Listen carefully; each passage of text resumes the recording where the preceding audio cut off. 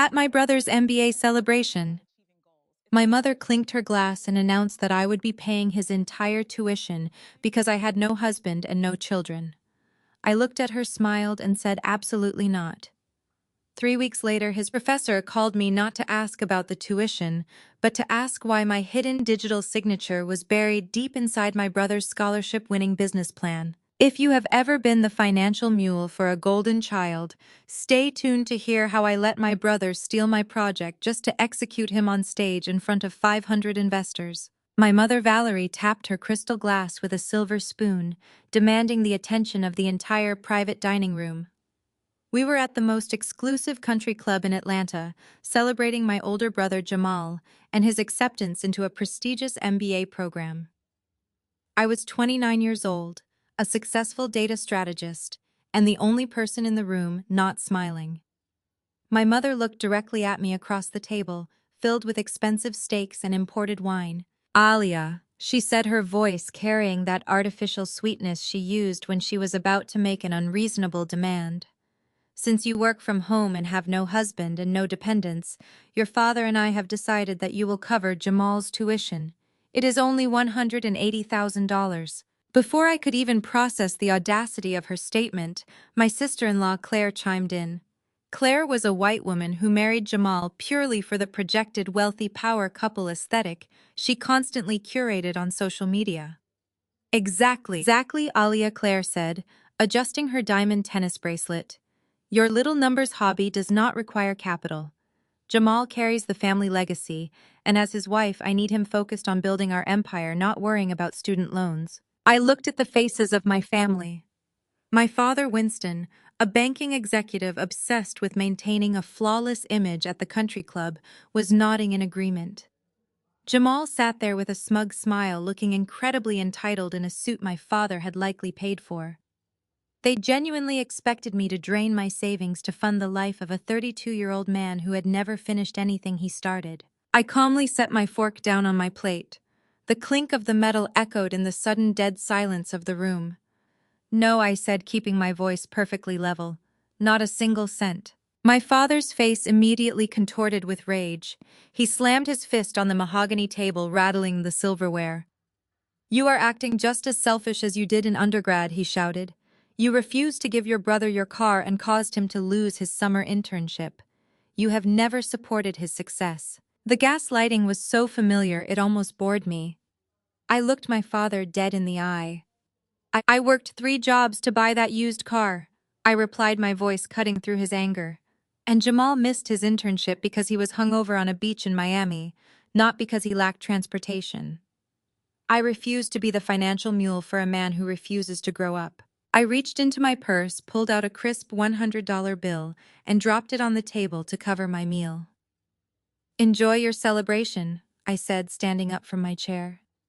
I turned and walked toward the exit, feeling the collective shock of my family radiating behind me.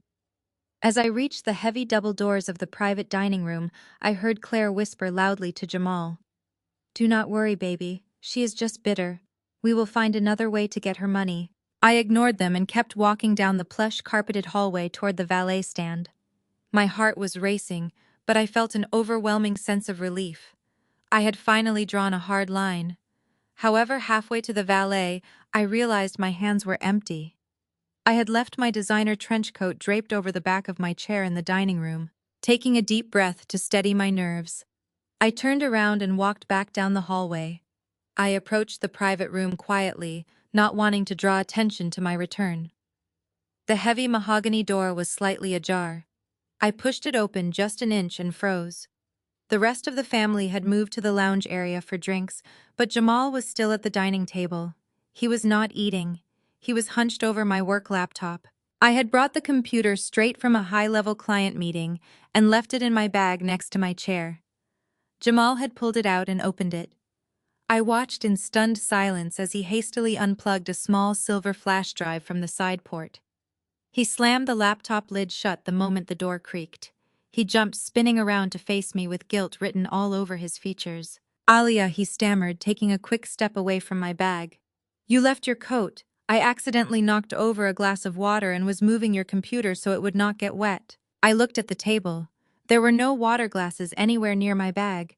The table was completely dry. I knew exactly what he was doing, but confronting an entitled narcissist without concrete evidence would only allow him to play the victim and delete whatever he took. I forced my face into a mask of complete indifference. I grabbed my coat and picked up my laptop bag.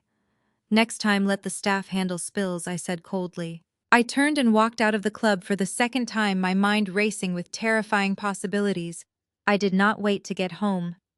As soon as I was sitting in the dark security of my car in the country club parking lot, I pulled out my laptop and booted up the system diagnostics. My fingers flew across the keyboard as I accessed the hidden terminal logs. I am a data strategist who builds artificial intelligence models for venture capital firms. My computer security is extensive, but Jamal knew my basic lock screen password from a time I had logged into a family streaming account years ago. I watched the green text scroll across the black screen of my terminal. The logs showed exactly what had happened during the 10 minutes I was walking to the valet. An external drive had been connected. A massive file transfer had been initiated and completed. My stomach dropped as I read the name of the copied file. Project Apex. Project Apex was not just a spreadsheet. It was a revolutionary market prediction algorithm I had spent 3 grueling years developing from scratch. It was designed to analyze real-time global economic shifts and predict venture capital risks with unprecedented accuracy. I was preparing to pitch it to top-tier investors next quarter. It was my life work, my ticket to total financial independence, and my brother had just stolen it. My first instinct was to march back into that country club, grab Jamal by the collar, and expose him in front of my parents and his precious wife. But I stopped myself. My parents would just protect him. My father would use his banking connections to try and ruin my consulting firm if I caused a scene. Valerie would cry fake tears and beg me to let her golden boy use my work to get ahead.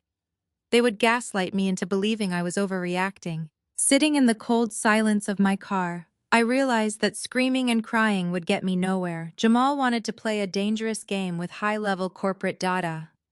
He thought he could steal the work of a basement nerd and pass it off as his own brilliance because he had a nice suit and a loud voice. He thought he was untouchable. I slowly closed my laptop, a calm and chilling clarity settling over me. I was not going to confront him. I was not going to warn him.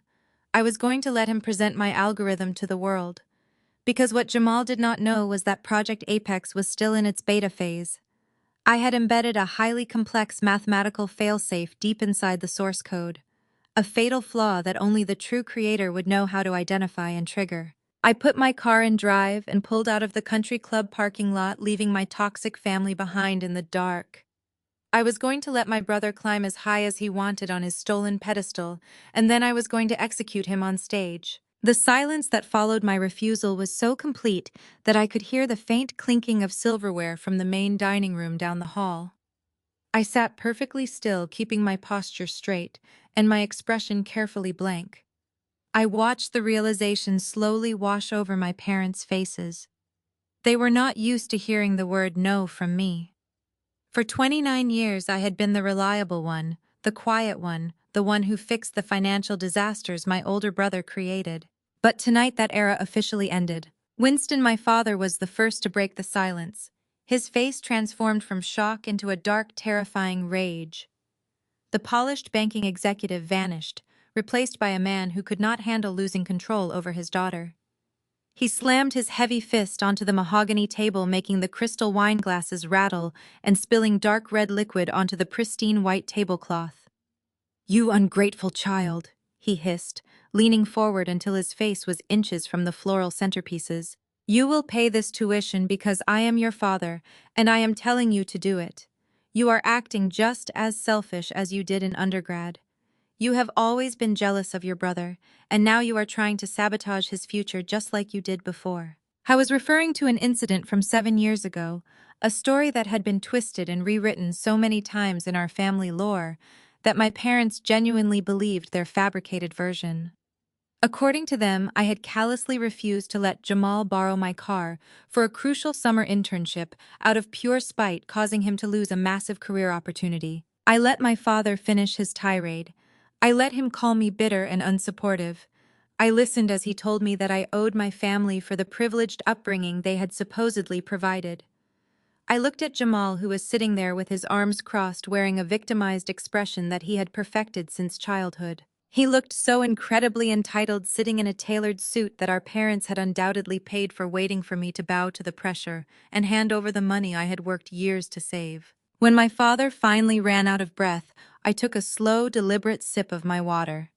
Then I looked him directly in the eyes. "I worked 3 jobs to buy that used Honda," I said, my voice low but carrying clearly across the quiet room. "I worked morning shifts at a coffee shop, afternoon shifts at the campus library, and late nights doing freelance data entry. I paid for my own insurance and my own gas while you were paying for Jamal's luxury apartment." And Jamal did not miss his internship because he lacked transportation. He missed it because he spent the entire weekend partying on a beach in Miami and was too hungover to make it to orientation on Monday morning. The color drained from Jamal's face. He uncrossed his arms and sat up straight, suddenly looking very much like a panicked child. "Dad, that is not true," he stammered, looking at our father for protection. "She is making that up to make me look bad. She just does not want to help the family." But I was not finished. "Do not play the victim, Jamal," I continued, keeping my gaze locked on him. "You have been failing upward your entire life because Mom and Dad constantly buy you a new ladder every time you fall off the old one. You are 32 years old. You have defaulted on loans, you have quit 3 different career paths, and you still rely on our parents to fund your lifestyle. I refuse to be the financial mule for a man who refuses to grow up and take responsibility for his own actions." Valerie, my mother, realized that anger was not working, so she immediately switched to her favorite tactic, emotional manipulation. She pressed a napkin to her eyes, producing instant tears that always seemed to appear on command. "Aaliyah, how can you be so cruel?" she sobbed, her voice trembling perfectly. "We are your family. We are supposed to take care of each other. Your brother has a chance to do something truly great with this program. He has a brilliant business plan. He just needs this one push to get ahead.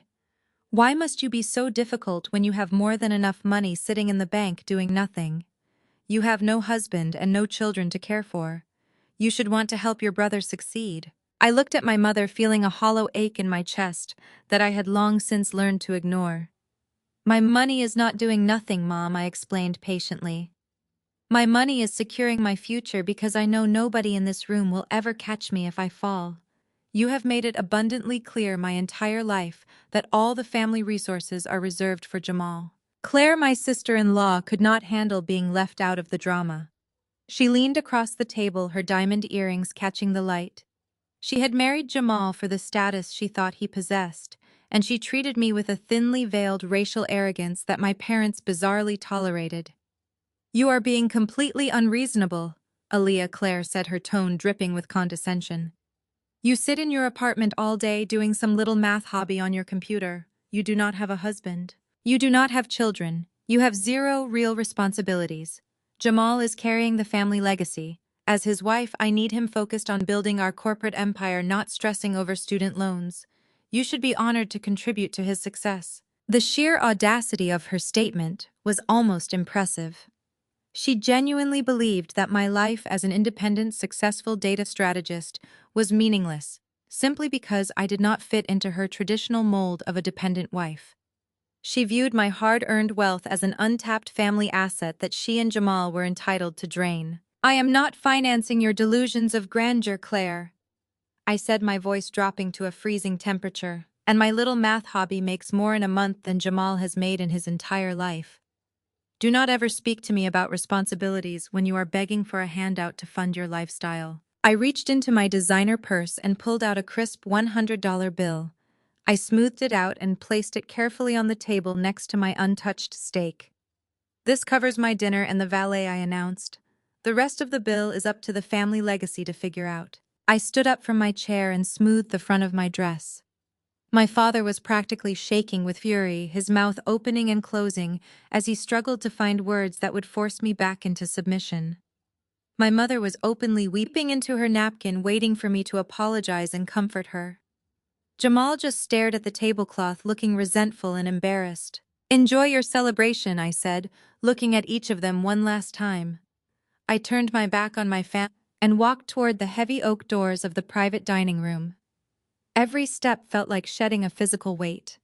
For years, I had allowed their expectations and their constant demands to dictate my choices.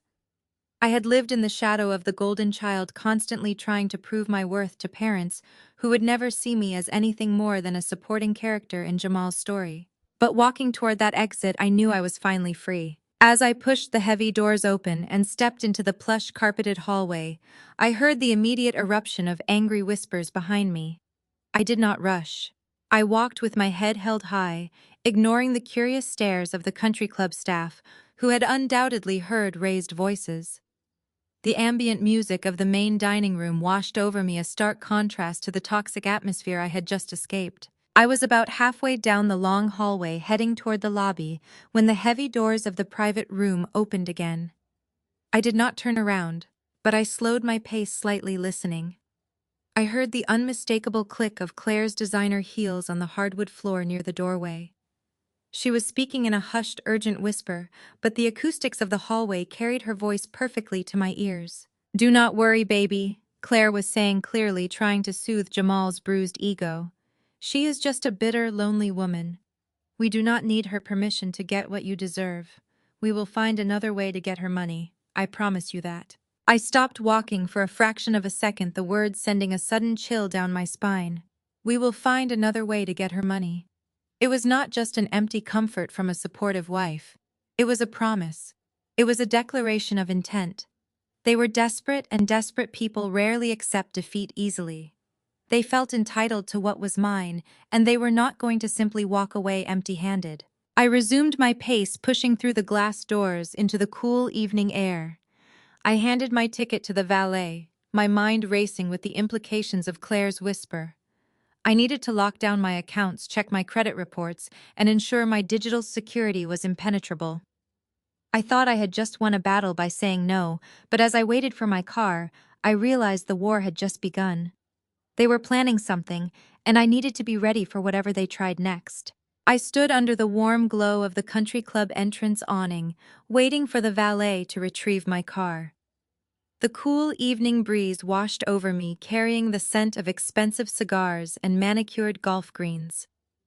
I took a deep breath, letting the crisp air clear the lingering toxicity of my family from my lungs.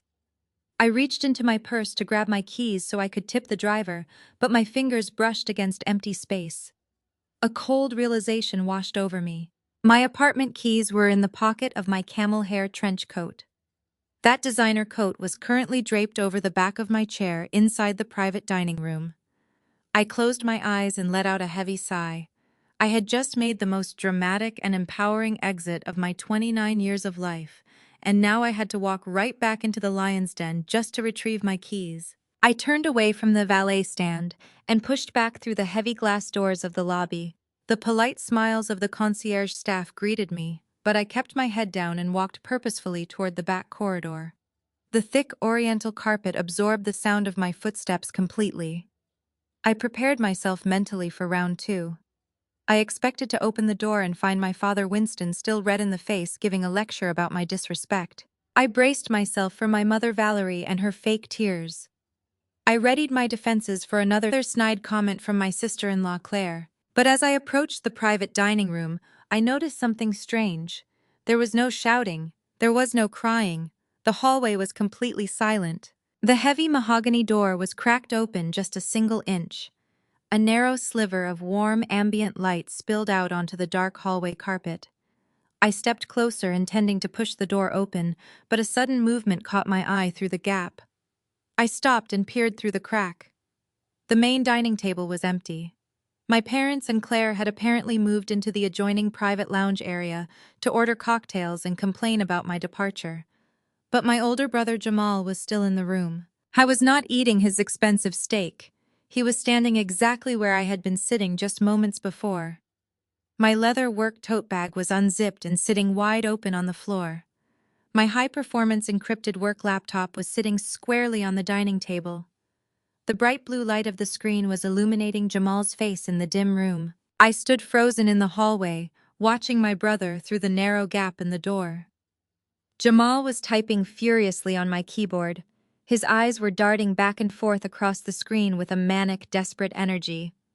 He reached his right hand toward the side of my laptop and gripped a small silver flash drive that was currently plugged into the port. I felt the blood drain completely from my face. This was not just snooping, he was downloading my files. A surge of pure adrenaline shot through my veins. My hand tightened around the brass door handle. The sudden pressure caused the heavy door to groan loudly on its hinges.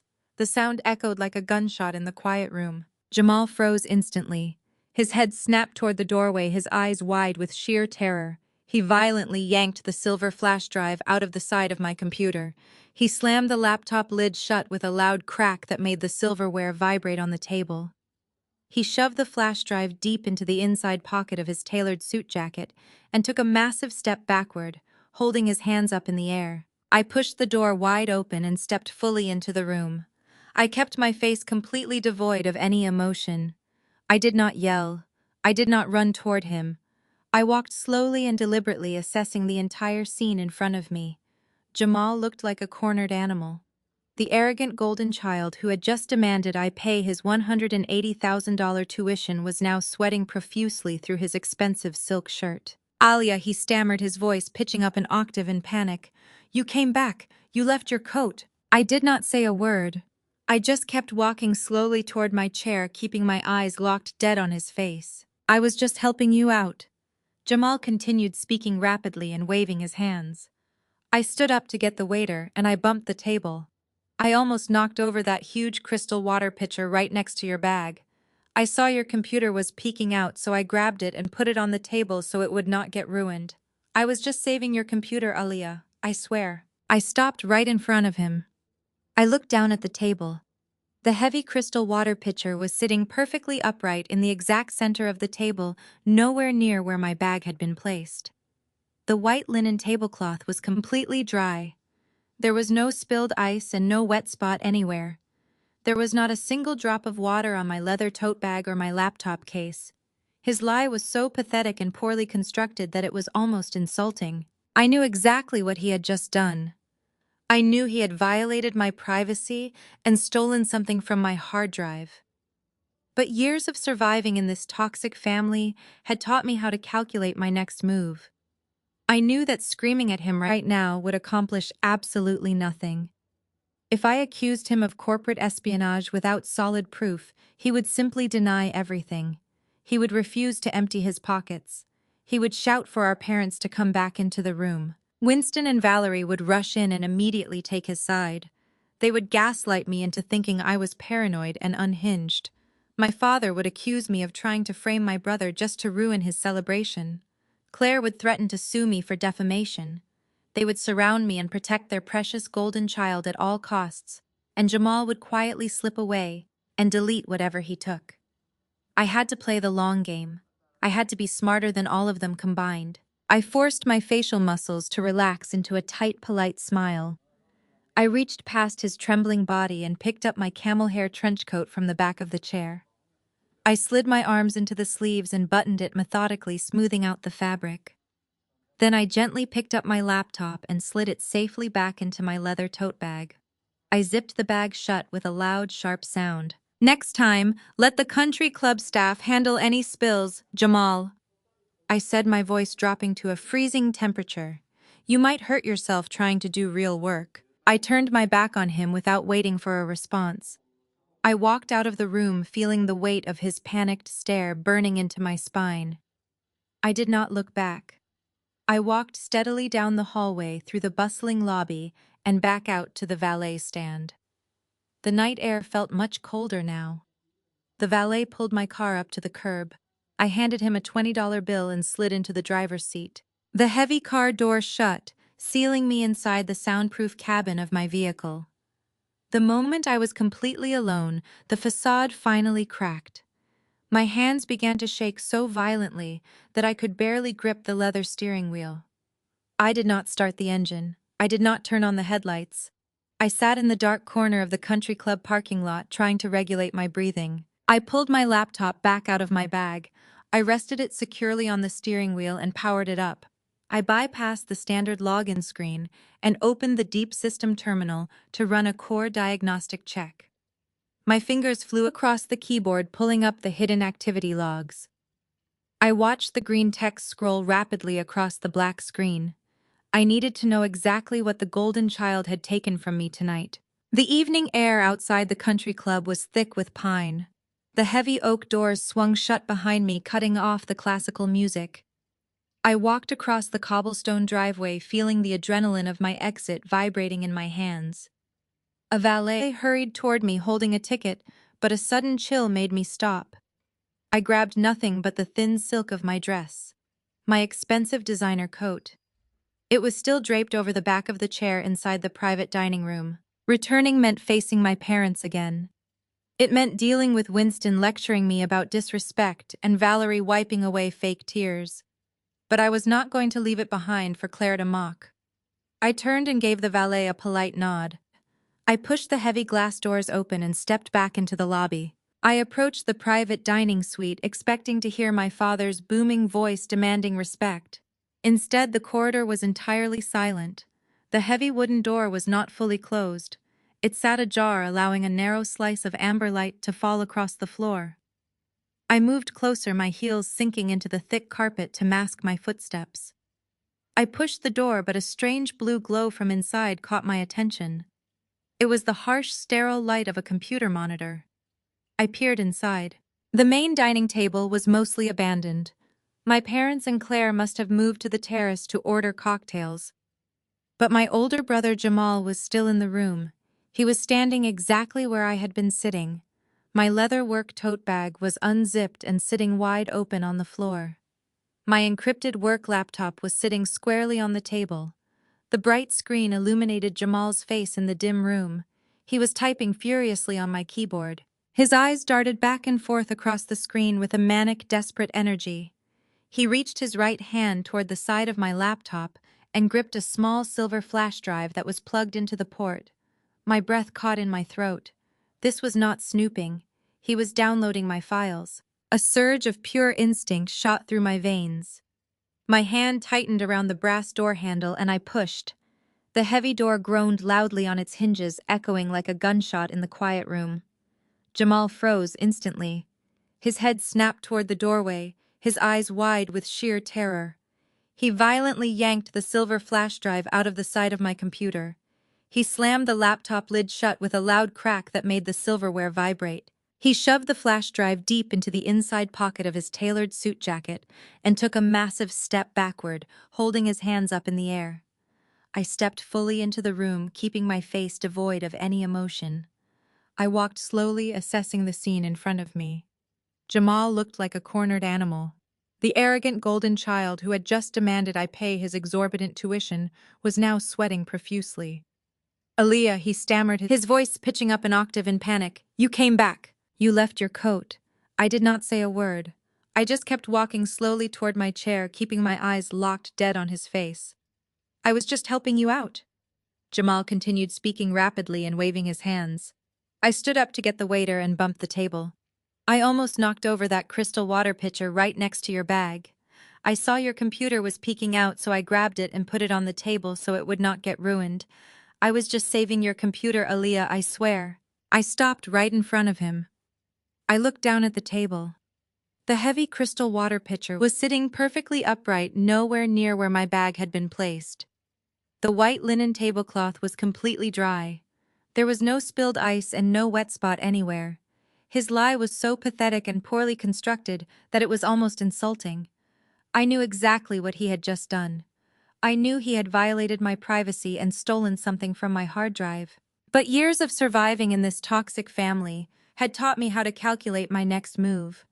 If I openly accused him of corporate espionage without solid proof, he would simply deny everything.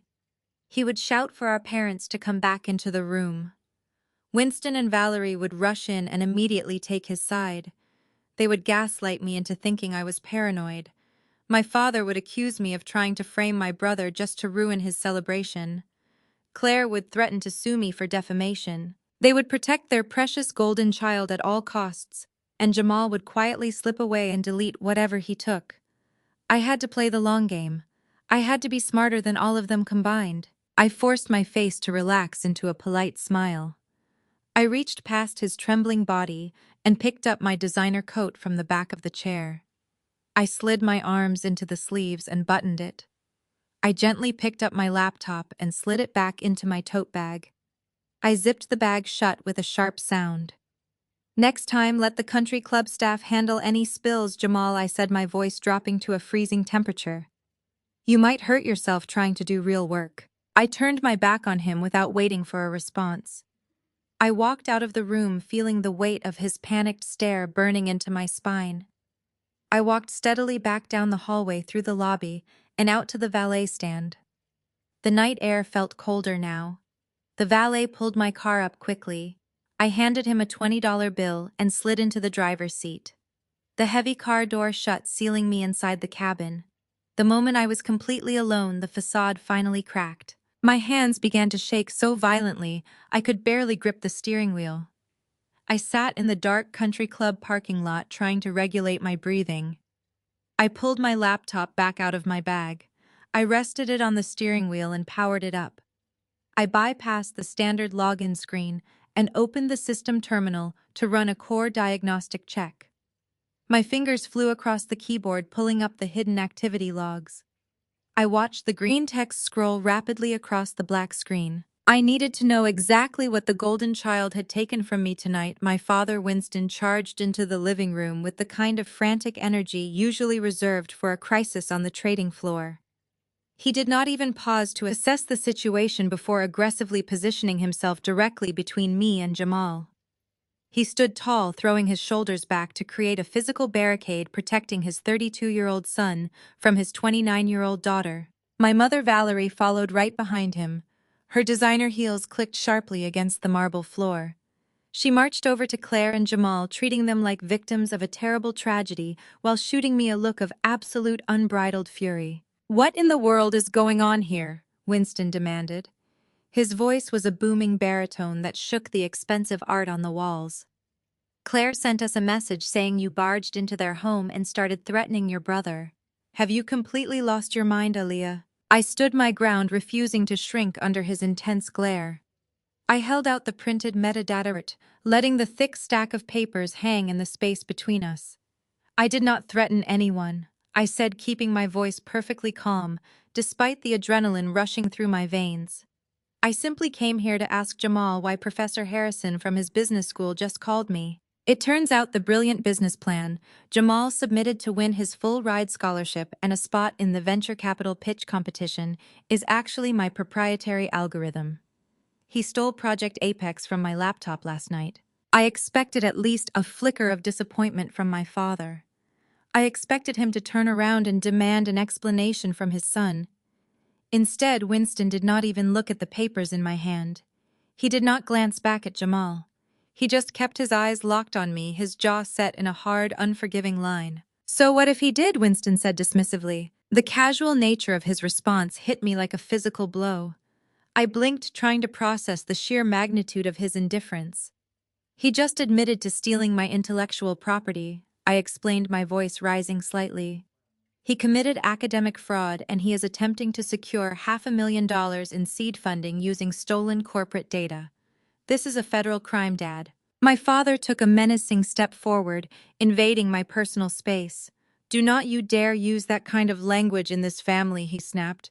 "Your brother is an innovator. He saw an opportunity and he capitalized on it. You were just going to let that data sit on your computer doing nothing.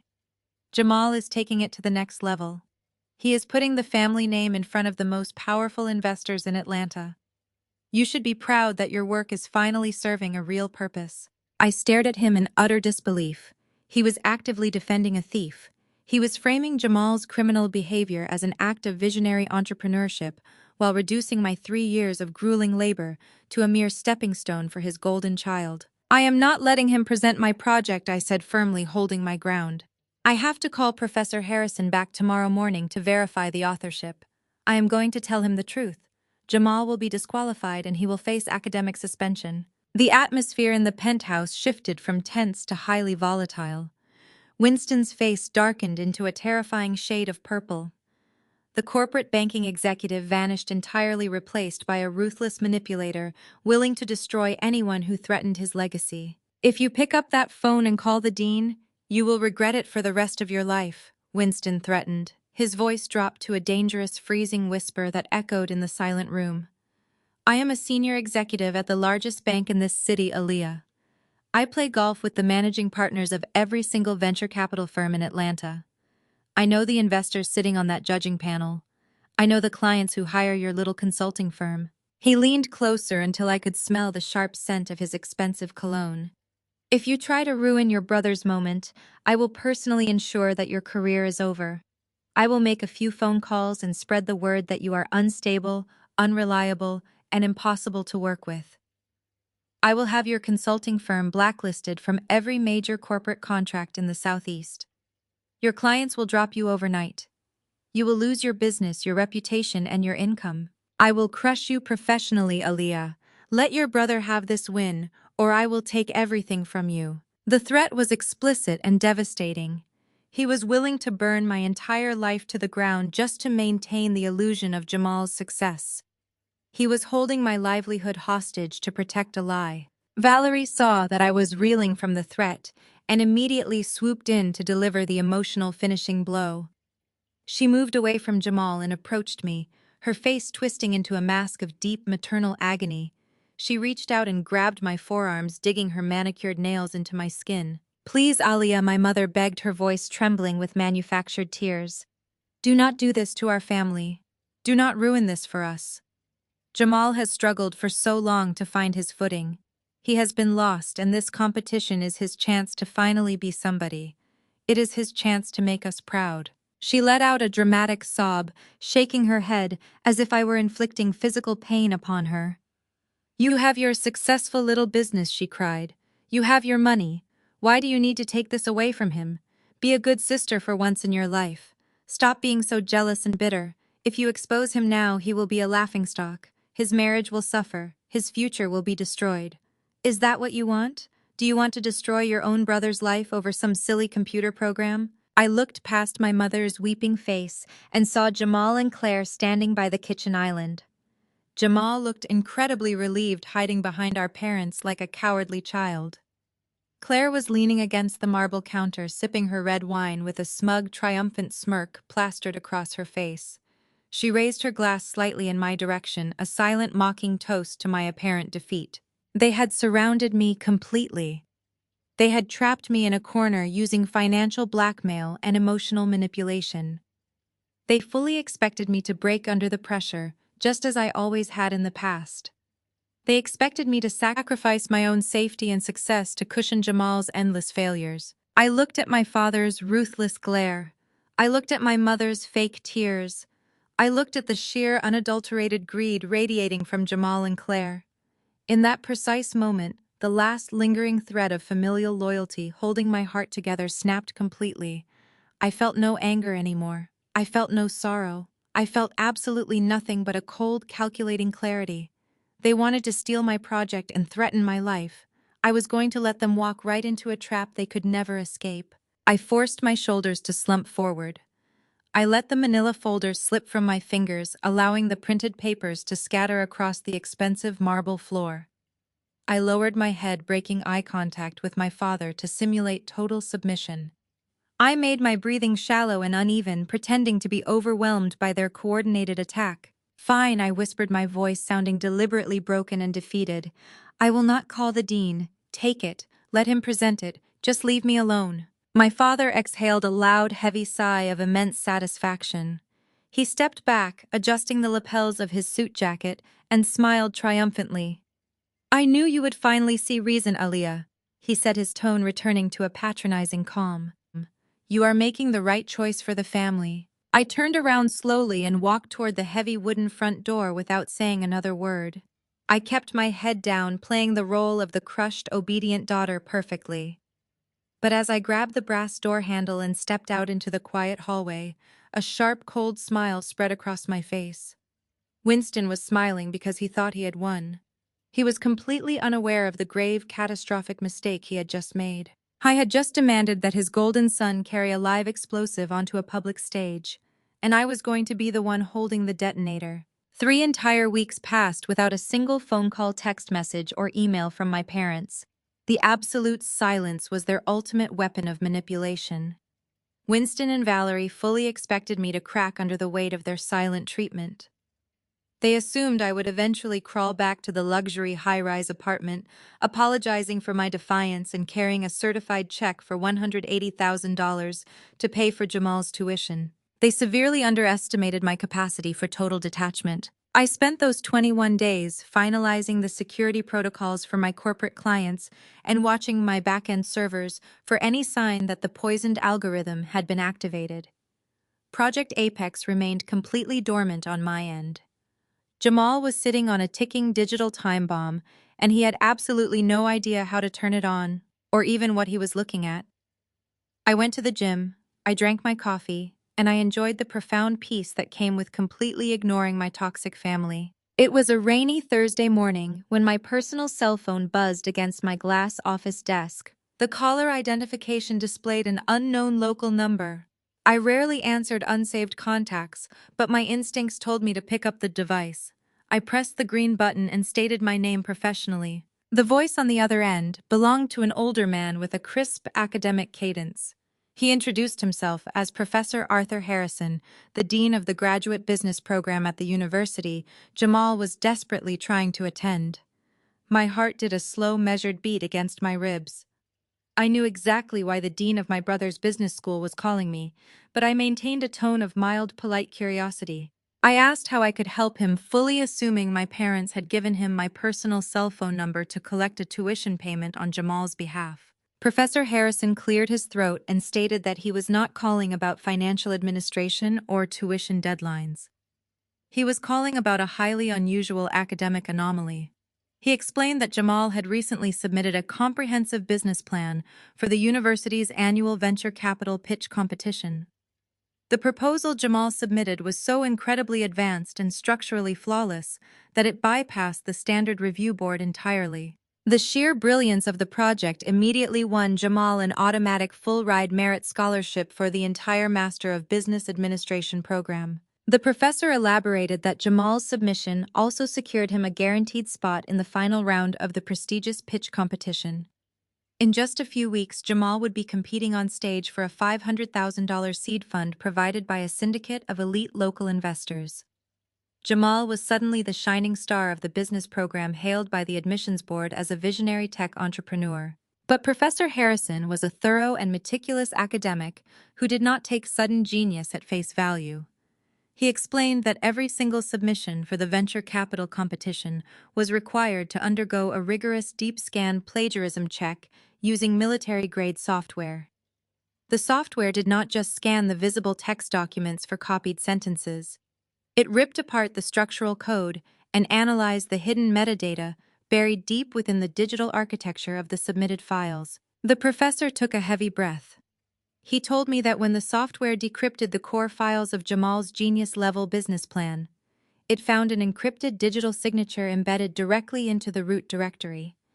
The original author of the algorithm was explicitly listed as Aaliyah.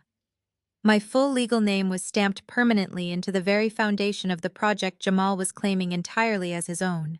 Professor Harrison continued speaking, his tone shifting from professional inquiry to genuine disbelief. He told me that he recognized my name immediately when the plagiarism report flagged the metadata. 4 years ago, I had been invited to his university as a guest lecturer for an advanced seminar on artificial intelligence in financial markets. He remembered my presentation vividly because I was the only corporate consultant who could break down complex predictive models for his senior students without using useless corporate buzzwords. When he saw my name in the metadata of Jamal's project, he pulled my old faculty visitor file and matched the contact information. The dean asked me a direct and heavy question. He wanted to know if I had co-authored this revolutionary market prediction algorithm with my brother as a joint family venture. He stated that if I was a silent partner, the university needed to officially update the competition registration forms to reflect shared intellectual property before Jamal stepped onto the stage to ask for $500,000. I sat in my ergonomic office chair, staring out at the gray rain washing over the city skyline. The sheer massive scale of Jamal's delusion was breathtaking. He was not just trying to steal a few lines of code to pass a basic class. He was using Project Apex to orchestrate a massive corporate fraud on a public stage. He was actually planning to stand in front of seasoned venture capitalists and pretend he built a multi-million-dollar artificial intelligence engine all by himself. How was risking federal wire fraud and severe academic disgrace, all because he felt inherently entitled to the fruits of my brilliance. He truly believed his handsome face and expensive suit could carry the weight of my intellect. I kept my breathing slow and my voice perfectly steady. I did not scream into the receiver that my brother was a pathetic thief. I did not panic or launch into a long emotional explanation about my toxic parents. I simply informed the dean that this was a highly sensitive matter involving proprietary corporate data and active venture capital clients. I told Professor Harrison that I needed exactly 24 hours to verify the data transmission logs on my end before I could make any official statement regarding the authorship of the business plan. Professor Harrison agreed immediately, sensing the severe legal implications behind my carefully chosen words. He promised to keep the plagiarism report confidential until I called him back tomorrow morning. We ended the call, and I placed my phone face down on the glass desk. The golden child had finally walked right into the invisible trap I set for him, and the heavy steel jaws were just about to snap shut. 1 week remaining until the venture capital pitch competition. I was sitting in my home office reviewing the finalized patent documents for Project Apex when my phone illuminated with a barrage of notifications. I had been explicitly banned from the extravagant celebration taking place across the city. Jamal and Claire were hosting a lavish catered party at their high-rise penthouse to celebrate his supposedly guaranteed $500,000 victory. They had hired a private chef and a professional bartender, using my parents' credit cards to fund the illusion of massive success. I did not need a physical invitation to know exactly what was happening, because Claire was determined to force me to watch her triumph from afar. She could not simply enjoy her stolen victory, she needed to ensure that I felt the absolute crushing weight of my exclusion. My phone vibrated across the glass desk for the 5th time in 10 minutes. I picked up the device and opened the message thread. Claire was sending me a relentless stream of high-resolution photographs from the penthouse party. The first image showed Jamal holding a glass of expensive imported champagne, standing next to my father Winston, who was beaming with arrogant pride. The second photo was a close-up of the extravagant catering spread featuring imported caviar and custom artisan desserts. Claire was intentionally documenting every single luxurious detail to ensure I witnessed the life I was missing. She wanted me to know that my family was celebrating my stolen intellectual property while actively pretending I did not exist. The sheer cruelty of her actions was entirely deliberate and calculated to break my resolve. The next photograph she sent made my blood run cold with its sheer reckless audacity. Claire had taken a mirror selfie inside her massive custom walk-in closet. She was posing in a designer silk dress, but the focal point of the image was draped proudly over her forearm. It was a brand new bright red Cartier handbag. The specific model was an exclusive release that retailed for at least $15,000. I knew for an absolute fact that neither Claire nor Jamal possessed the liquid cash to purchase an accessory that expensive. Winston was generous with his banking salary, but even he had strict limits on luxury apparel spending for his entitled daughter-in-law. They had to be getting the money from somewhere else.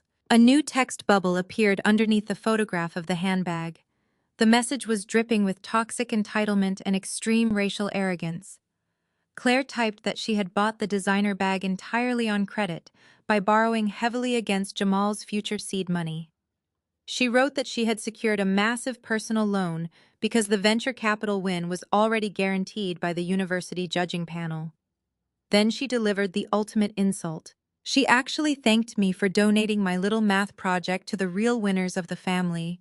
She told me to enjoy sitting alone in my dark, quiet apartment while they built their massive corporate empire, using my baseline data as a stepping stone. She was taunting me with the very assets she believed she had stolen. She had just casually confessed to leveraging stolen intellectual property to secure fraudulent personal credit lines. She was taking out massive financial loans, based on an unearned venture capital prize that was permanently tied to a poisoned algorithm.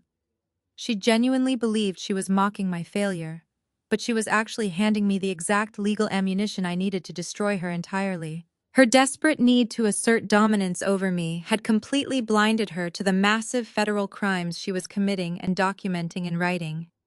She thought she was untouchable because my parents had shielded them from consequences their entire lives. She had no idea that federal fraud investigators do not care about country club memberships or social status. I did not reply to her message. I did not send back an angry paragraph defending my hard work or demanding she return the items. I simply pressed the side buttons on my phone and took a clear digital screenshot of the photograph and the text message. I captured the date, the timestamp, and her contact information perfectly. I opened my encrypted cloud storage network and created a brand new, highly secure folder. I typed the name of the folder using deliberate heavy keystrokes. I named it Exhibit a Corporate Fraud. I uploaded the screenshots directly into the secure digital vault. I repeated this exact process for every single photograph and mocking text message she sent me that night, preserving the evidence flawlessly. Each vibration of my phone was another piece of irrefutable evidence being delivered straight into my waiting hands. Claire thought she was breaking my spirit, but she was actually doing the exhausting legal discovery work for me. She was establishing a clear documented paper trail of malicious intent and severe financial fraud. My corporate attorneys would not even have to issue complex legal subpoenas to prove that Jamal and Claire were using Project Apex for illegal financial gain. The Golden Child's wife was happily supplying the prosecution with a complete timeline of their criminal conspiracy just to satisfy her own shallow, fragile ego. I watched the progress bar complete the upload and locked the folder with a complex biometric encryption code, ensuring the data was safe. The party must have been reaching its peak because the text messages from Claire finally stopped. I set my phone down and turned my attention back to my computer monitor. I decided to check my professional networks to monitor any unusual activity surrounding the upcoming pitch event. I opened my professional networking feed, and the very first post at the top of my timeline made me stop breathing for a fraction of a second. Jamal had just published a highly produced professional video to his public profile. He had actually hired a professional videographer to film him standing on the balcony of his penthouse, looking thoughtfully out at the bright city skyline. The production value was incredibly high, demonstrating a significant financial investment in this lie. The video was an absolute masterclass in narcissistic delusion and corporate deception. Jamal was wearing a custom-tailored suit and speaking directly to the camera with a practiced, authoritative tone. He was announcing his upcoming appearance at the venture capital pitch competition to his entire professional network, including prominent investors and industry leaders. The caption underneath the video was a long emotional paragraph about dedication, innovation, and the relentless entrepreneurial spirit required to succeed in tech. But it was the actual words he spoke in the video that cemented his absolute and total downfall. Jamal looked directly into the camera lens and confidently declared that he had built this revolutionary artificial intelligence algorithm entirely from scratch. He claimed he had spent the last 3 years coding late into the night, sacrificing his social life and pouring his own blood, sweat, and tears into the complex mathematical architecture of the program. He used highly technical industry buzzwords that he clearly did not understand just to sound legitimate to potential investors watching the feed. He was publicly claiming sole authorship of my entire life work in front of thousands of industry professionals. How was leaving a permanent, unerasable digital footprint of his academic and corporate theft for the entire business world to see. I leaned back in my ergonomic chair and watched the video play a second time, listening to his arrogant voice. My brother was digging a grave so deep that no amount of money or banking connections from our father could ever pull him out. 2 days remained before the highly anticipated venture capital pitch competition. I was sitting in my spacious corner office on the 40th floor of my elite consulting firm, carefully reviewing the final architectural schematics for my upcoming algorithm launch. The massive floor-to-ceiling windows offered a sweeping panoramic view of the bustling Atlanta business district below. It was a pristine environment designed for serious corporate strategy, completely separate from the toxic and draining family dynamics I had recently left behind. My intense focus was broken when the sleek intercom on my modern glass desk chimed softly. My receptionist informed me that a frantic woman named Claire was currently standing in the main lobby, demanding to see me immediately and threatening to cause a massive public scene if she was not granted clearance to my floor. I felt a brief flash of irritation, but it quickly morphed into cold, strategic calculation. I firmly instructed my receptionist to keep her downstairs in the main executive waiting area. I was absolutely not going to allow Claire to invade my secure personal workspace, and I certainly was not going to give her the unearned satisfaction of seeing the massive professional operation I ran. The primary lobby of our corporate building was a sprawling masterpiece of modern security infrastructure. It featured highly polished granite floors, thick acoustic wood paneling that captured sound perfectly, and a state-of-the-art, high-definition surveillance system equipped with incredibly sensitive directional microphones. It was the absolute perfect controlled environment for a high-stakes interrogation. I stepped off the private executive elevator and spotted Claire immediately. She was pacing impatiently near a massive indoor waterfall feature. She was wearing a tailored stark white suit that looked pristine but wildly inappropriate for an actual working corporate environment. Draped proudly over her left forearm was the bright red Cartier handbag she had recently bragged about purchasing on credit. She looked exactly like a reality television star, trying desperately to play the role of a seasoned corporate executive. When she finally saw me approaching, her face twisted into a deeply unpleasant sneer of supreme overconfidence. She marched aggressively toward me, the sharp click of her designer heels echoing loudly against the polished stone floor. "I see you finally decided to come down from your little ivory tower," Claire said, her voice deliberately loud enough to draw the attention of several passing finance executives. "I do not have time for your childish passive-aggressive games, Aaliyah. I have a very busy and important schedule today, preparing for Jamal's inevitable victory dinner." I stopped walking intentionally, positioning my body directly beneath the primary surveillance dome located just above the plush guest seating area. I casually gestured for her to step closer, knowing the hidden microphone array directly above our heads would capture every single syllable she spoke with crystal clear precision. I kept my voice incredibly soft, forcing her to lean in and project her own voice louder, just to be heard over the ambient noise of the lobby. I asked her what she could possibly want from me just 2 days before the major competition. Claire reached eagerly into her expensive red handbag and pulled out a wrinkled, thick. She crossed her arms over her chest and looked at me with a triumphant, mocking smirk. "That is a highly binding non-disclosure agreement," she announced proudly. "My family lawyer drafted it early this morning. You are going to sign it right now. It officially and permanently transfers all intellectual property rights for your little math project over to Jamal. It also legally states that you will never speak about the algorithm to anyone in the business community ever again." I pulled the stapled documents out of the envelope and quickly scanned the first page. It took all of my professional willpower not to laugh out loud right in her face. The legal language printed on the paper was absolute garbage. It read exactly like a generic template downloaded from a cheap internet legal site. It completely lacked any binding corporate structure, any proper jurisdictional clauses, or any basic understanding of intellectual property law. It was a pathetic amateur scare tactic designed by someone who watched far too many legal dramas on television. I looked up at her, keeping my facial expression carefully neutral and deliberately naive. I asked her why she thought I would ever willingly sign away my entire life work for absolutely nothing in return. Claire let out a sharp, loud, and incredibly condescending laugh. She stepped even closer, entering the optimal audio recording zone of the overhead cameras. "You do not have a choice, Aaliyah," she stated loudly. "My wealthy father plays golf with the senior partners at the venture capital firm hosting the competition. He knows all the judges personally. If you try to speak up and ruin this massive opportunity for Jamal, my father will make one phone call and crush you legally. He will bury you in so many endless defamation lawsuits that you will never work in this city again. You are nothing compared to my family connections. We will tie you up in court until you are completely bankrupt and begging for mercy." I needed her to dig the grave just a little bit deeper. I needed absolute concrete proof of their financial crimes. I lowered my shoulders, simulating deep physical intimidation. I looked down at the granite floor and then back up at her, projecting a mask of false hesitation and fear.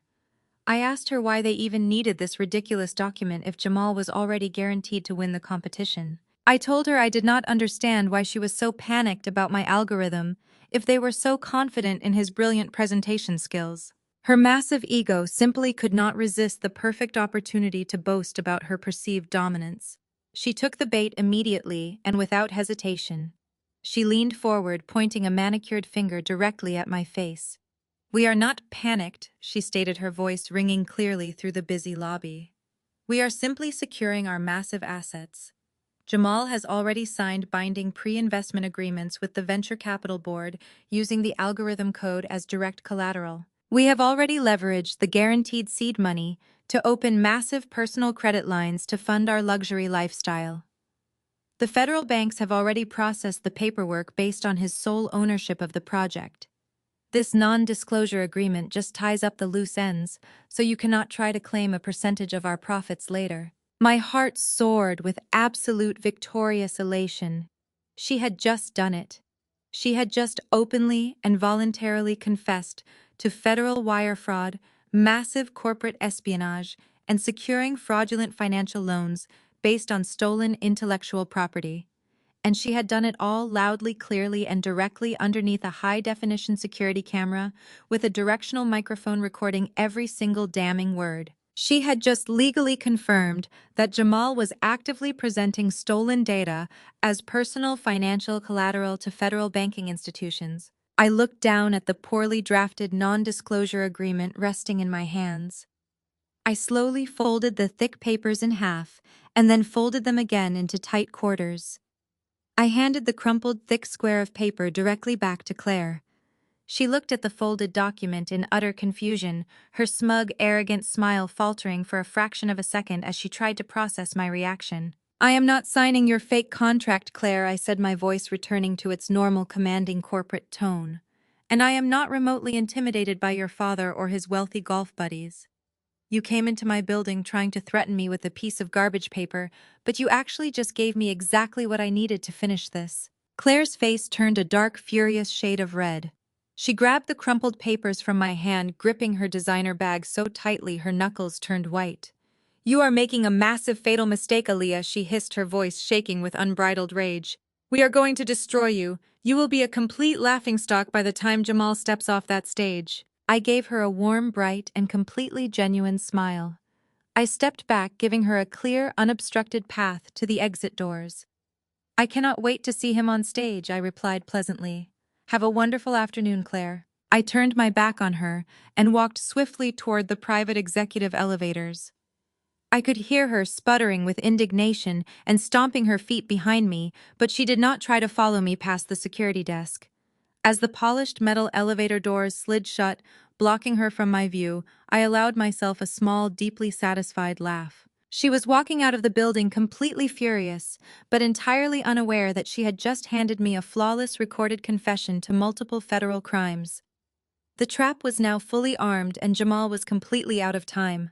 The morning sunlight reflected off the polished mahogany table inside the primary boardroom of Zenith Venture Capital.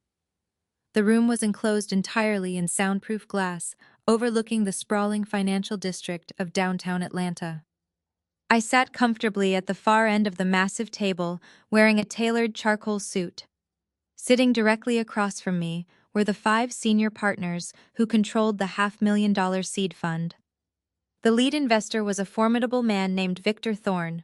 He had built his entire career by crushing fraudulent tech startups and identifying raw, brilliant talent in a highly competitive market. He was currently staring at the thick bound document I had just slid across the table. His expression was a mixture of deep skepticism and guarded curiosity. I did not waste time with pleasantries or basic small talk. I simply told him to open the folder and read the very first page. Victor slowly opened the heavy cover and scanned the top document. It was the official federal intellectual property patent for the artificial intelligence model known as Project Apex. The patent was fully registered and legally bound exclusively to my corporate limited liability company. The date stamp on the federal seal proved I had secured the rights long before the university pitch competition had even been announced to the student body. I watched the realization hit the other partners as Victor passed the legal documents down the line. I did not stop there. I reached into my leather briefcase and pulled out a high-security encrypted laptop. I connected it to the massive digital display screen mounted on the boardroom wall. I opened the core structural architecture of the algorithm and displayed the raw source code for the entire room to see. I highlighted the deep internal metadata tags. My exact legal name was woven permanently into the fundamental baseline architecture of the program. I stood up from my chair and walked toward the glowing screen, commanding the absolute attention of every single powerful investor in the room. I explained the exact mathematical models I had used to build the predictive data engine. I broke down 3 grueling years of complex research, late-night coding sessions, and relentless market analysis. I spoke with absolute authority, detailing the intricate mechanics of the algorithm in a way that only the true creator could possibly articulate. The senior partners leaned forward in their expensive leather chairs, completely mesmerized by the sheer technical brilliance of the presentation. Their initial skepticism evaporated entirely, replaced by a profound respect for my specialized expertise. Victor Thorne took off his reading glasses and looked at me with a dangerous spark in his eyes. He stated that my older brother was scheduled to present this exact same algorithm tomorrow morning, claiming it as his own original creation. He wanted to know why. I returned to my seat and folded my hands neatly on the table. I told them that Jamal was a desperate and entitled thief who had stolen a beta version of my life work straight from my unsecured hard drive. But I explained that I was not sitting in their prestigious boardroom simply to report a petty case of academic plagiarism or dramatic family betrayal. I was there to save their venture capital firm from a catastrophic financial disaster. I pressed a single key on my laptop, and the image on the giant screen shifted abruptly. A highly complex string of bright red code appeared, isolating a specific variable within the predictive modeling sequence. I watched the chief technology officer of the venture firm narrow his eyes as he tried to decipher the sudden structural anomaly flashing on the display. I explained to the silent room that the file my brother stole was not the finalized product. I revealed that I had deliberately embedded a fatal mathematical flaw deep within the core processing engine. It was a digital poison pill designed specifically to trigger if the software was operated by someone who did not understand the underlying architecture. I looked directly at Victor Thorne and delivered the cold, hard reality of the situation. I told him that if they awarded Jamal the $500,000 seed fund and integrated his stolen version of the algorithm into their financial networks, the entire system would implode. The poison pill was programmed to mathematically crash their long-term market projections within exactly 1 week of activation. It would generate wild, inaccurate data models that would leave the investors completely liable for millions of dollars in catastrophic corporate losses. The atmosphere in the glass boardroom shifted instantly from professional interest to absolute volcanic outrage. The chief technology officer swore under his breath, realizing exactly how close they had come to integrating a toxic algorithm into their highly sensitive financial networks. Victor Thorne slammed his hand flat against the mahogany table, his face dark with genuine fury. I was absolutely enraged at the sheer audacious arrogance of a 32-year-old man attempting to defraud a seasoned syndicate of elite investors. Jamal had not just insulted their intelligence, he had actively tried to leverage their capital, using a ticking digital time bomb he could not even comprehend. The partners were furious at my brother, but they were simultaneously captivated by my strategic foresight. I had not just caught a thief, I had engineered a flawless corporate defense mechanism to protect my assets and their investments. Victor Thorne stared at me from across the long table. The anger in his eyes was slowly replaced by a look of profound, absolute admiration. He recognized that he was not speaking to a helpless victim of family theft, but to a brilliant, ruthless corporate strategist who operated on a level far above her peers. He closed the manila folder and rested his hands on top of the federal patent documents.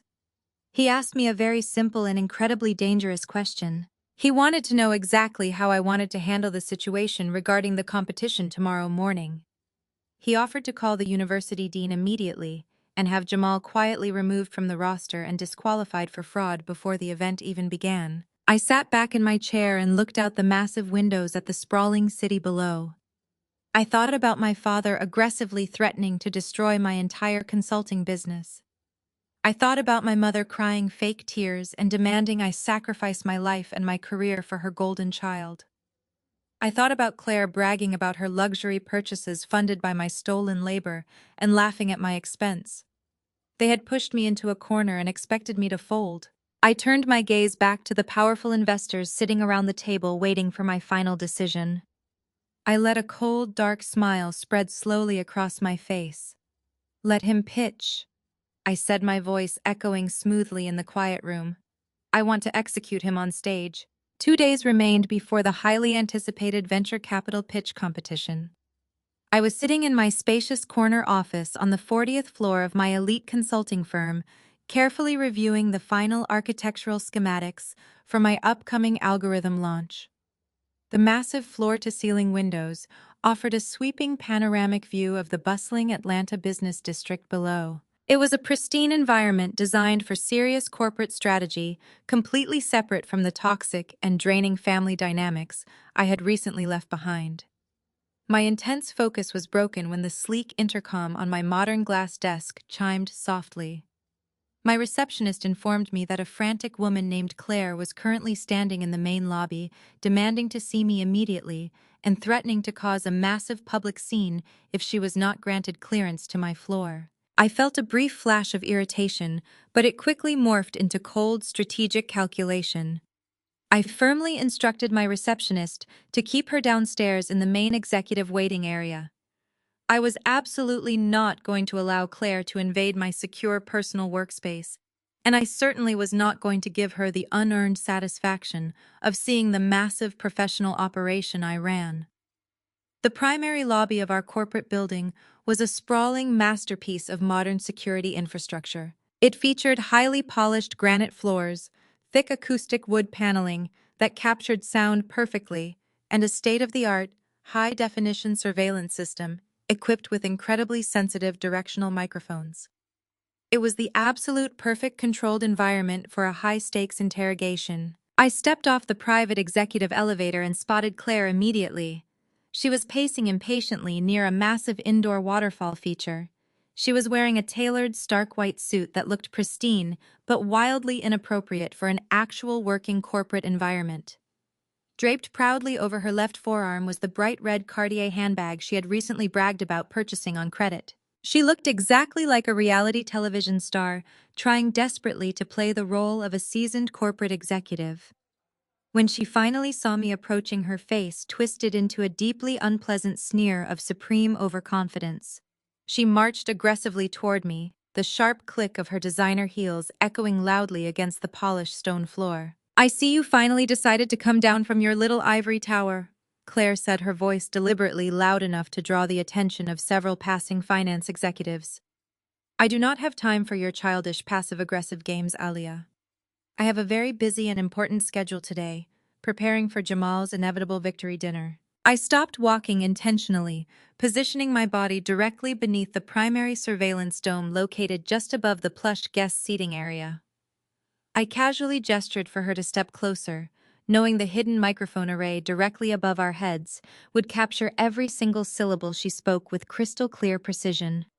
I kept my voice incredibly soft, forcing her to lean in and project her own voice louder, just to be heard over the ambient noise of the lobby.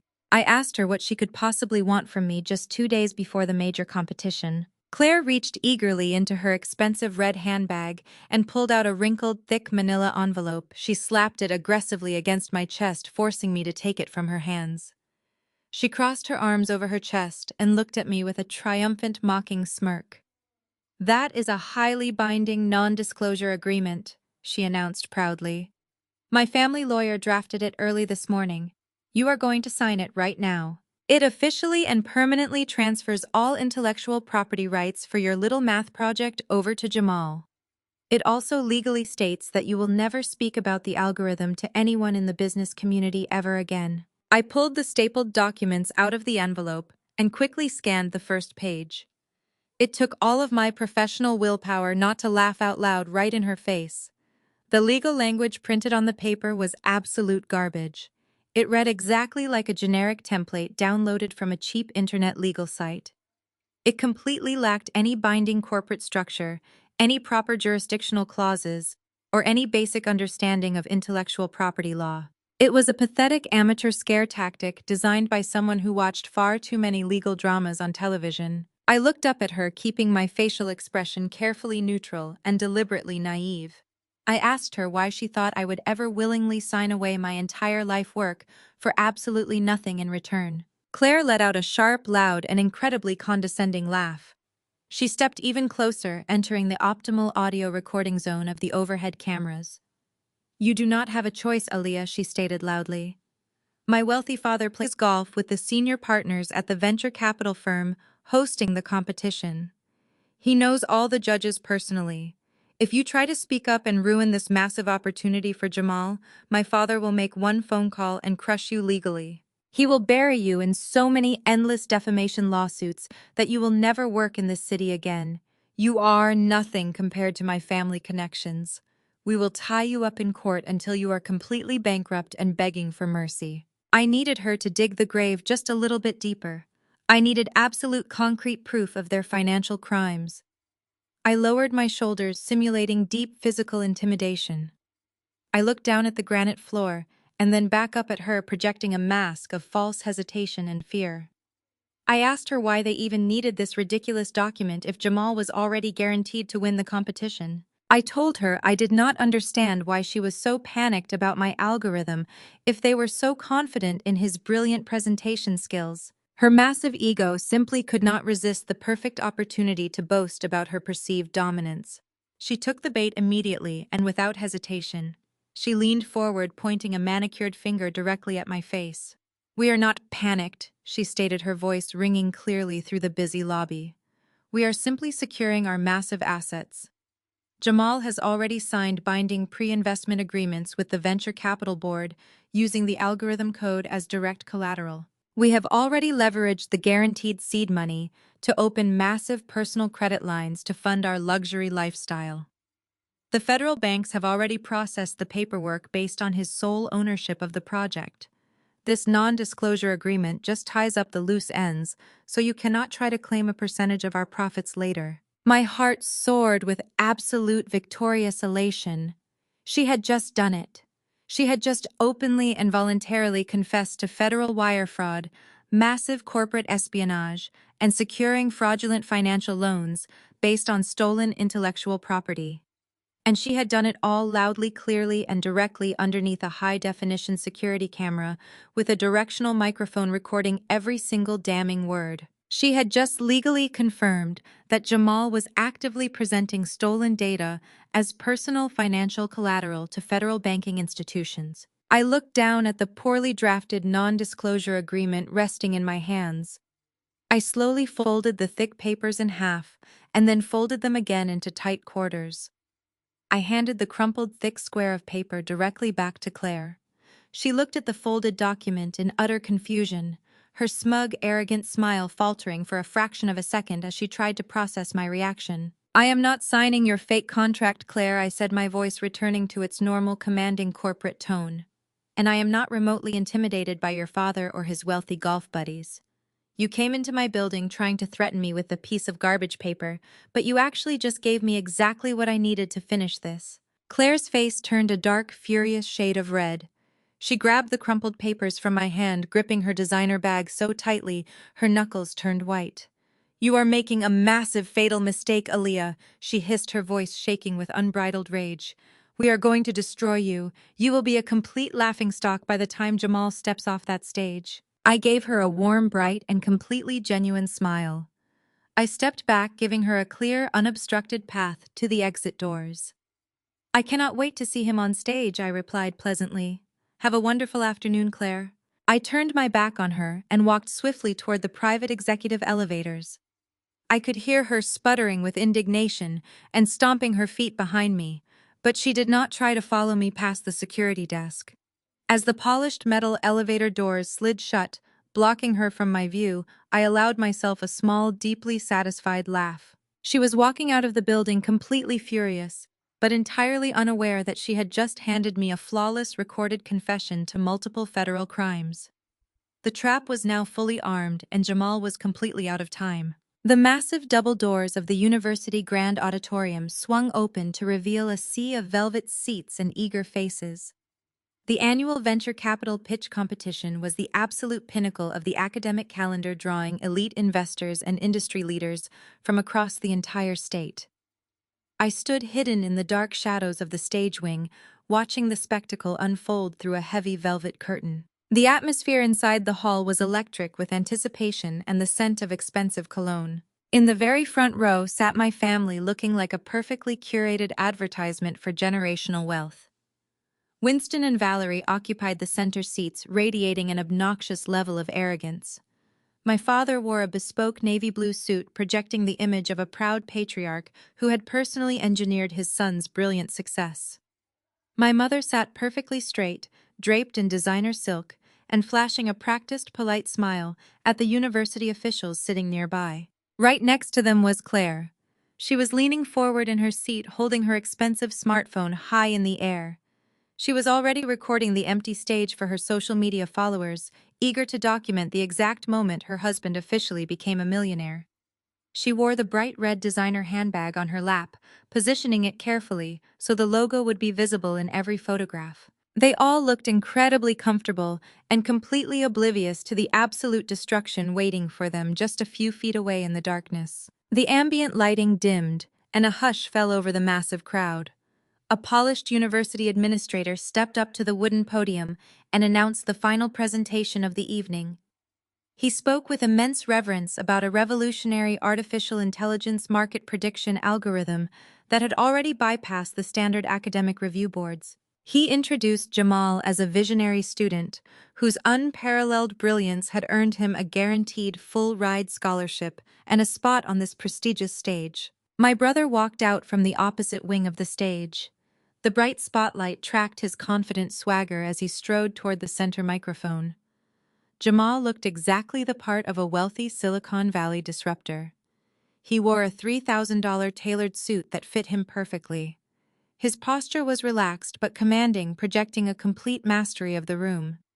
He smiled warmly at the audience, pausing for just a moment to let the applause wash over him before he began to speak. Watching him deliver the opening lines of his pitch was a surreal and physically nauseating experience.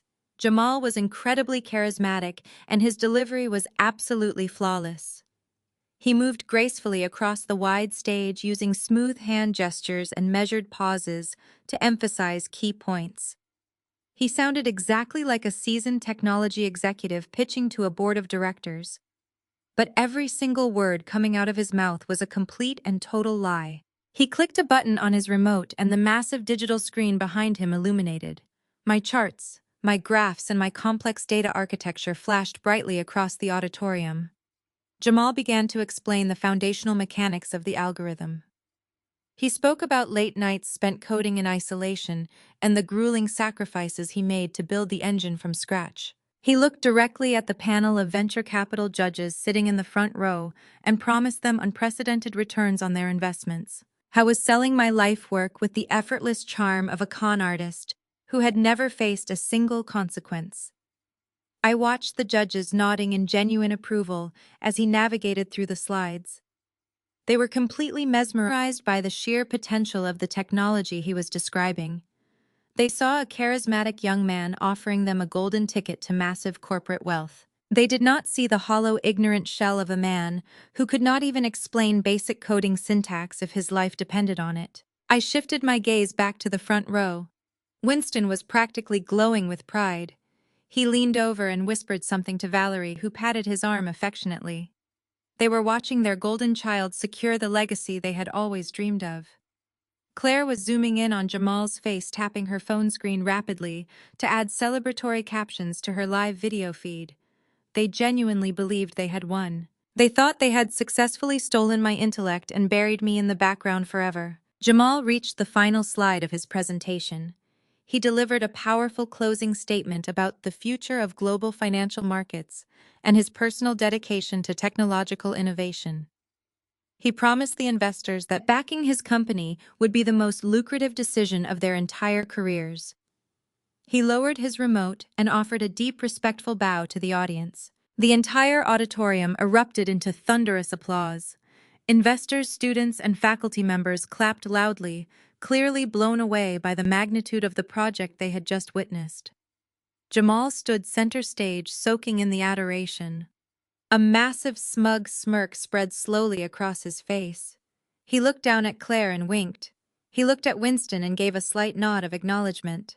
In his mind, he had just secured a $500,000 seed fund and solidified his permanent place among the corporate elite. He felt absolutely invincible. The deafening applause slowly died down as the university moderator walked back onto the stage.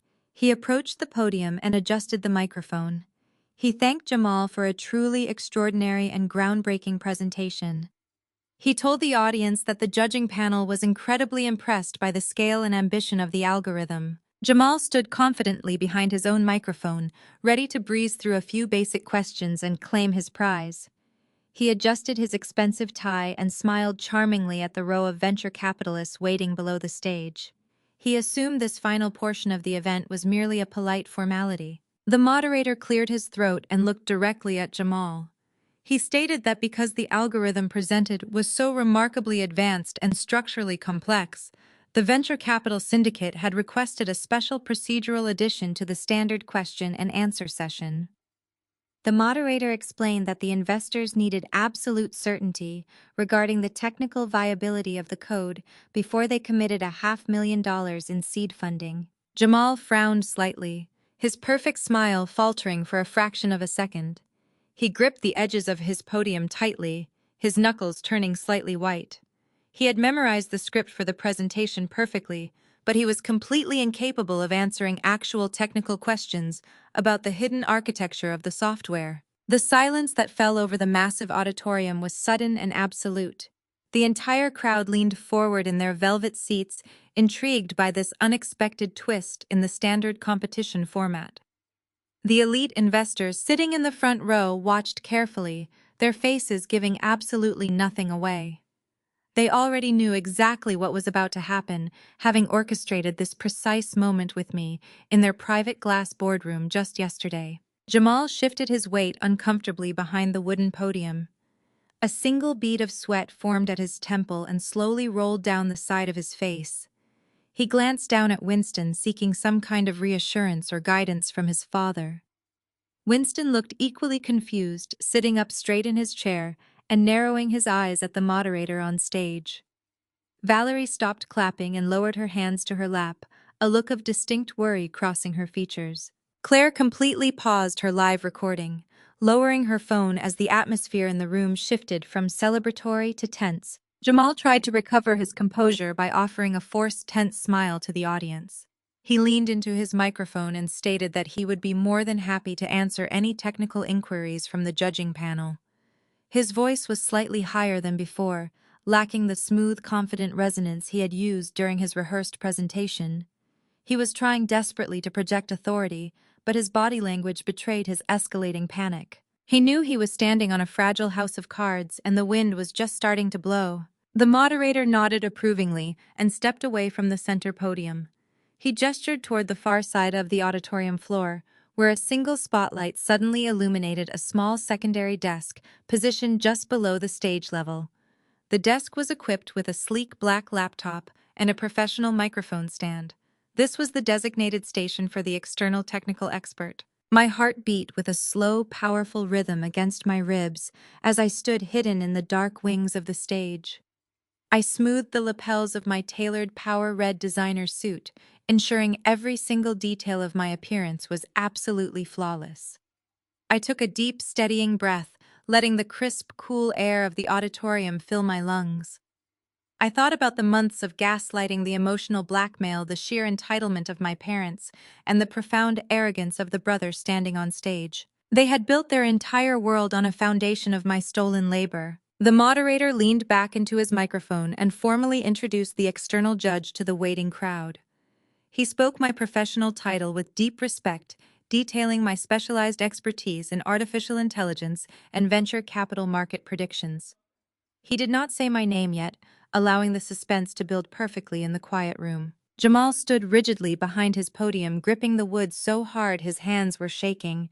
He was staring blindly out at the audience, completely unaware that the architect of his impending destruction was standing just a few feet away, waiting for the perfect moment to step out of the shadows. The moderator looked out at the massive audience and announced the final devastating twist of the evening.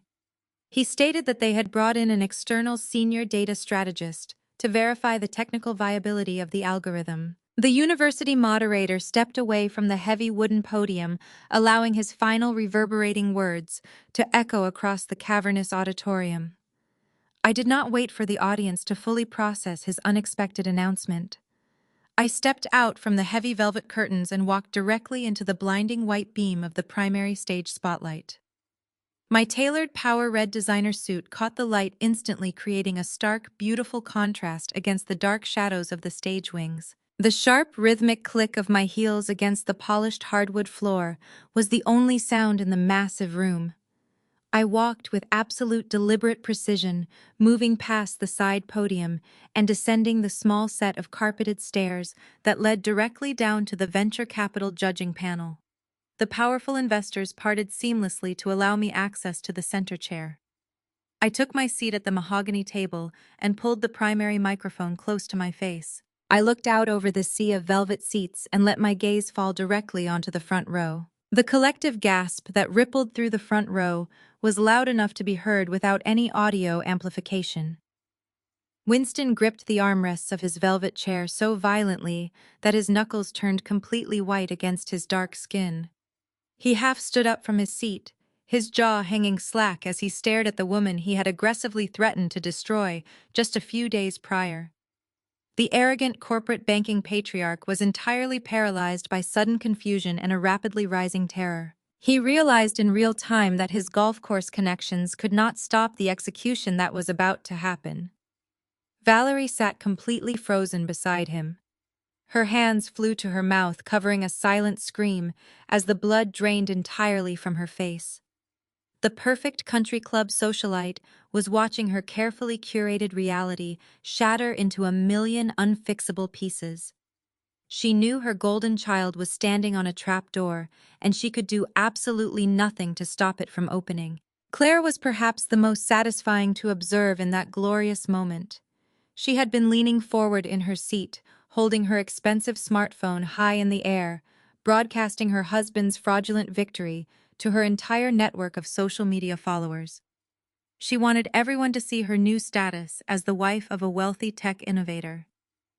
When she saw me take the center seat at the judges' table, her fingers went completely limp. The heavy phone slipped from her grasp and clattered loudly against the wooden armrest before dropping onto her lap. The live internet feed she was recording captured nothing but a chaotic tumbling motion before pointing aimlessly at the dark auditorium ceiling. The smug, triumphant smirk she had worn for the last 3 weeks evaporated, instantly replaced by a look of sheer, unadulterated horror. She knew exactly what my presence meant. She knew the $15,000 Cartier bag she had bought on credit was about to become the heavy anchor that dragged her into total financial ruin. I shifted my focus up to the main stage. Jamal was gripping the edges of his wooden podium like a man dangling over the edge of a steep cliff. His pristine $3,000 tailored suit suddenly looked like a cheap costume on his shrinking frame. The warm, charismatic color had vanished entirely from his face, leaving him looking pale and sickly under the harsh stage lights. A thick bead of sweat rolled down his forehead and dropped onto his stolen presentation notes. His eyes were wide and frantic, darting wildly between my calm face at the judges' table and our parents sitting paralyzed in the front row. I was searching for a lifeline. He was looking for someone to step in and save him from the consequences of his own monumental arrogance. But Winston could not save him here. Valerie could not cry and make this problem go away. Claire could not bully me into submission with petty insults. Jamal was standing completely alone on a very public stage facing the exact person he had tried to step on to reach the top. I reached out and tapped the top of my microphone with my index finger. The sharp, heavy thud echoed loudly through the silent auditorium, vibrating against the acoustic paneling of the high ceilings. I leaned forward, resting my elbows on the polished mahogany table and looked directly into my brother's terrified eyes. "Hello, Jamal," I said, my voice projecting smoothly and clearly through the massive surround sound system. "That was an incredibly brilliant presentation. You spoke with immense passion about the years of blood, sweat, and tears you poured into the foundational code of this project. It is always refreshing to see a young, aspiring entrepreneur who intimately understands the complex mathematical architecture of his own creation." I let the words hang in the heavy air, letting the sarcasm wash over the front row, while the rest of the audience remained completely unaware of the familial connection. The crowd murmured in agreement, assuming I was offering a genuine professional compliment before diving into the technical evaluation. Victor Thorne, the lead venture capitalist, sitting to my right, leaned back in his leather chair and crossed his arms. He watched the stage with the cold, calculating gaze of an apex predator waiting for the kill. He had given me complete authority over this evaluation session, and he was thoroughly enjoying the psychological execution unfolding in front of him. He knew the fraud standing on stage was about to be mathematically dismantled piece by piece. I opened my encrypted laptop and pressed a single key. The giant digital screen behind Jamal shifted backward, flipping through the presentation until it landed exactly on slide 12 of his stolen deck. "Let us talk about the data architecture on slide 12, Jamal." I continued, keeping my tone professionally inquisitive, but laced with lethal intent.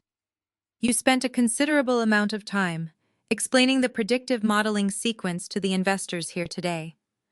I would love for you to break down the specific algorithmic pathways you designed to bypass standard market volatility. Specifically, I want to know how you routed the deep neural network to handle real-time economic inflation without crashing the core processing unit." The question was highly technical and incredibly specific. It was a question that only a seasoned data strategist who had actually written the code could possibly answer. It was a question designed to expose a man who had simply memorized a script without understanding a single line of the actual mathematics behind it. Jamal swallowed hard, his Adam's apple bobbing visibly in his throat. He opened his mouth to speak, but no sound came out. He looked at the massive screen behind him, staring at the complex graphs and data charts as if they were written in a foreign language. He was suffocating under the heavy silence of 500 people waiting for his brilliant response. Alia," he finally stammered, his voice shaking so badly it cracked over the microphone. He used my name without thinking, breaking the professional barrier in a moment of pure panic. "What are you doing here?" I leaned closer to the microphone, my expression hardening into stone. "I am asking the questions, Mr. Candidate," I said, my voice echoing with absolute, undeniable authority. "Now please explain the algorithm to the board." I kept my eyes locked on Jamal as the silence in the auditorium grew heavy and suffocating. I repeated my question, speaking slowly and clearly into the microphone so every single person in the room could hear the technical terminology. I asked him to explain the inflation variable discrepancy embedded within the core predictive sequence on slide 12. I watched his hands gripping the wooden edges of the podium so tightly that his knuckles were stark white. He looked down at his notes, flipping through the pages with frantic, jerky movements, but the answer was not written on his stolen cue cards.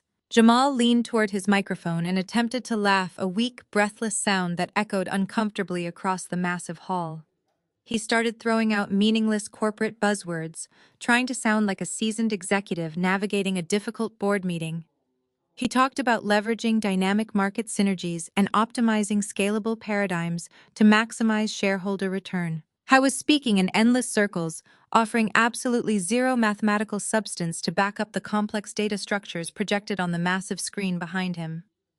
The venture capital investors sitting next to me at the judges' table began to frown their experienced ears, immediately detecting the hollow, empty rhetoric of a complete fraud. I did not let him finish his rambling, pathetic deflection.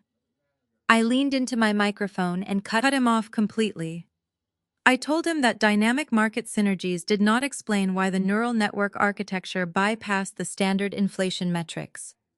I asked him a direct yes or no question regarding the root function of the algorithm. I asked if he had manually adjusted the predictive parameters to account for sudden interest rate spikes, or if the software was designed to run autonomously. Jamal was visibly deteriorating under the intense scrutiny of the spotlight. Heavy beads of sweat were rolling down his forehead and soaking into the collar of his custom-tailored suit. He looked desperately down at the front row, searching for our father. Winston was sitting rigidly in his velvet seat, his face dark with suppressed rage and absolute terror. My father opened his mouth to shout something to intervene and save his golden child from the public execution, but the lead investor, Victor Thorne, raised his hand slightly. The silent, commanding gesture from the billionaire venture capitalist forced Winston to snap his mouth shut and sink back into his chair, completely powerless. I turned my attention back to the stage, refusing to give Jamal a single second to breathe or recover. I told the audience that the specific sequence of code displayed on slide 12 was not just a basic market analyzer. I explained that the entire framework was built on a highly unstable variable that required constant manual recalibration by the original architect. I asked Jamal to point to the exact line of code on the screen that stabilized the entire financial projection model. He stood there completely frozen. He looked at the giant digital display behind him, staring at the complex mathematical equations as if they were written in an alien language. He raised a trembling hand and pointed vaguely toward the middle of the screen, stuttering something about the primary data node. A collective murmur of disbelief rippled through the hundreds of business students and faculty members sitting in the auditorium. Even the amateur coders in the back rows knew he was guessing. I let out a cold, sharp laugh that amplified through the surround sound system. I informed him that he had just pointed to a basic formatting tag and not a functional piece of the core algorithm. The humiliation washing over him was absolute and total. I explained to the judging panel and the massive crowd that the inflation variable discrepancy was not a minor coding error or a brilliant new approach to market analysis. I revealed the truth with devastating clarity. I told them it was a digital poison pill. I explained that I had deliberately engineered that specific sequence of code to act as a fatal mathematical flaw. It was a highly sophisticated trap buried deep within the root directory of the software designed to protect my intellectual property from corporate theft. I looked directly at the elite investors sitting beside me and told them that if they had blindly invested $500,000 into this project, the algorithm would have crashed their long-term financial projections within a week. It would have generated catastrophic data errors, leaving their venture capital firm legally and financially liable for massive corporate losses. The entire auditorium erupted into shocked whispers and loud gasps as the reality of my words settled over the crowd. People were actively pointing at Jamal, who was now leaning heavily against the podium, looking like he might physically collapse. The golden child was being exposed not just as an academic plagiarist, but as a reckless, dangerous liability who had almost defrauded a syndicate of powerful investors. I did not stop there. I opened my encrypted laptop sitting on the mahogany judge's table. I told the audience that I was going to demonstrate exactly how the poison pill functioned. I bypassed the presentation remote Jamal was holding and wirelessly took complete control of the massive digital screen behind him. The slide containing the fake business plan vanished instantly, replaced by a stark black terminal window filled with bright green text. I typed a sequence of complex command prompts, my fingers moving rapidly across the keyboard. I narrated my actions over the microphone, explaining that I was currently accessing the encrypted root directory of the software Jamal was claiming as his own blood, sweat, and tears. I told the crowd that a true software architect always leaves a permanent, unerasable signature in the foundational structure of their work. Jamal turned around to face the giant screen, his eyes wide with absolute horror. He watched helplessly as the green text scrolled rapidly, analyzing the deep structural data he had stolen from my unsecured hard drive weeks ago. I entered the final biometric decryption key and hit the enter button with a heavy, satisfying strike. The massive screen behind Jamal flashed brightly, illuminating the entire stage in a harsh white light. The complex lines of code suddenly dissolved and rearranged themselves into a single undeniable message. The words appeared in massive, bold letters that stretched across the entire width of the 20-foot display. It read, "Proprietary algorithm sole property of Aaliyah Washington." The silence that followed was deafening. There was no room for debate. There was no possibility of a misunderstanding or a shared family venture.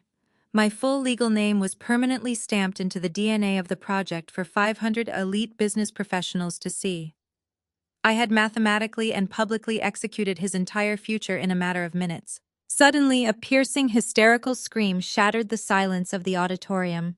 Claire leaped up from her front row seat, her face contorted into a mask of pure, unhinged rage. She pointed a shaking finger at me, her designer red handbag dropping to the floor and spilling its contents across the carpet. She screamed at the top of her lungs that this was a setup. She yelled that I was a jealous, bitter sister trying to ruin her husband's guaranteed success. She demanded that the judges ignore the screen and give Jamal his seed money. Her desperate, embarrassing outburst did not last long. Two large university security guards immediately rushed down the center aisle. They grabbed Claire by the arms and forced her aggressively back into her velvet seat, ordering her to remain silent or face immediate physical removal from the premises. Valerie buried her face in her hands, sobbing loudly in absolute humiliation as the people around them stared in disgust. Winston sat completely paralyzed, his banking career and his family legacy burning to ash right in front of his eyes. I sat back in my leather chair at the judges' table, perfectly calm and completely victorious. I looked up at the stage where my brother was standing. Jamal was utterly broken.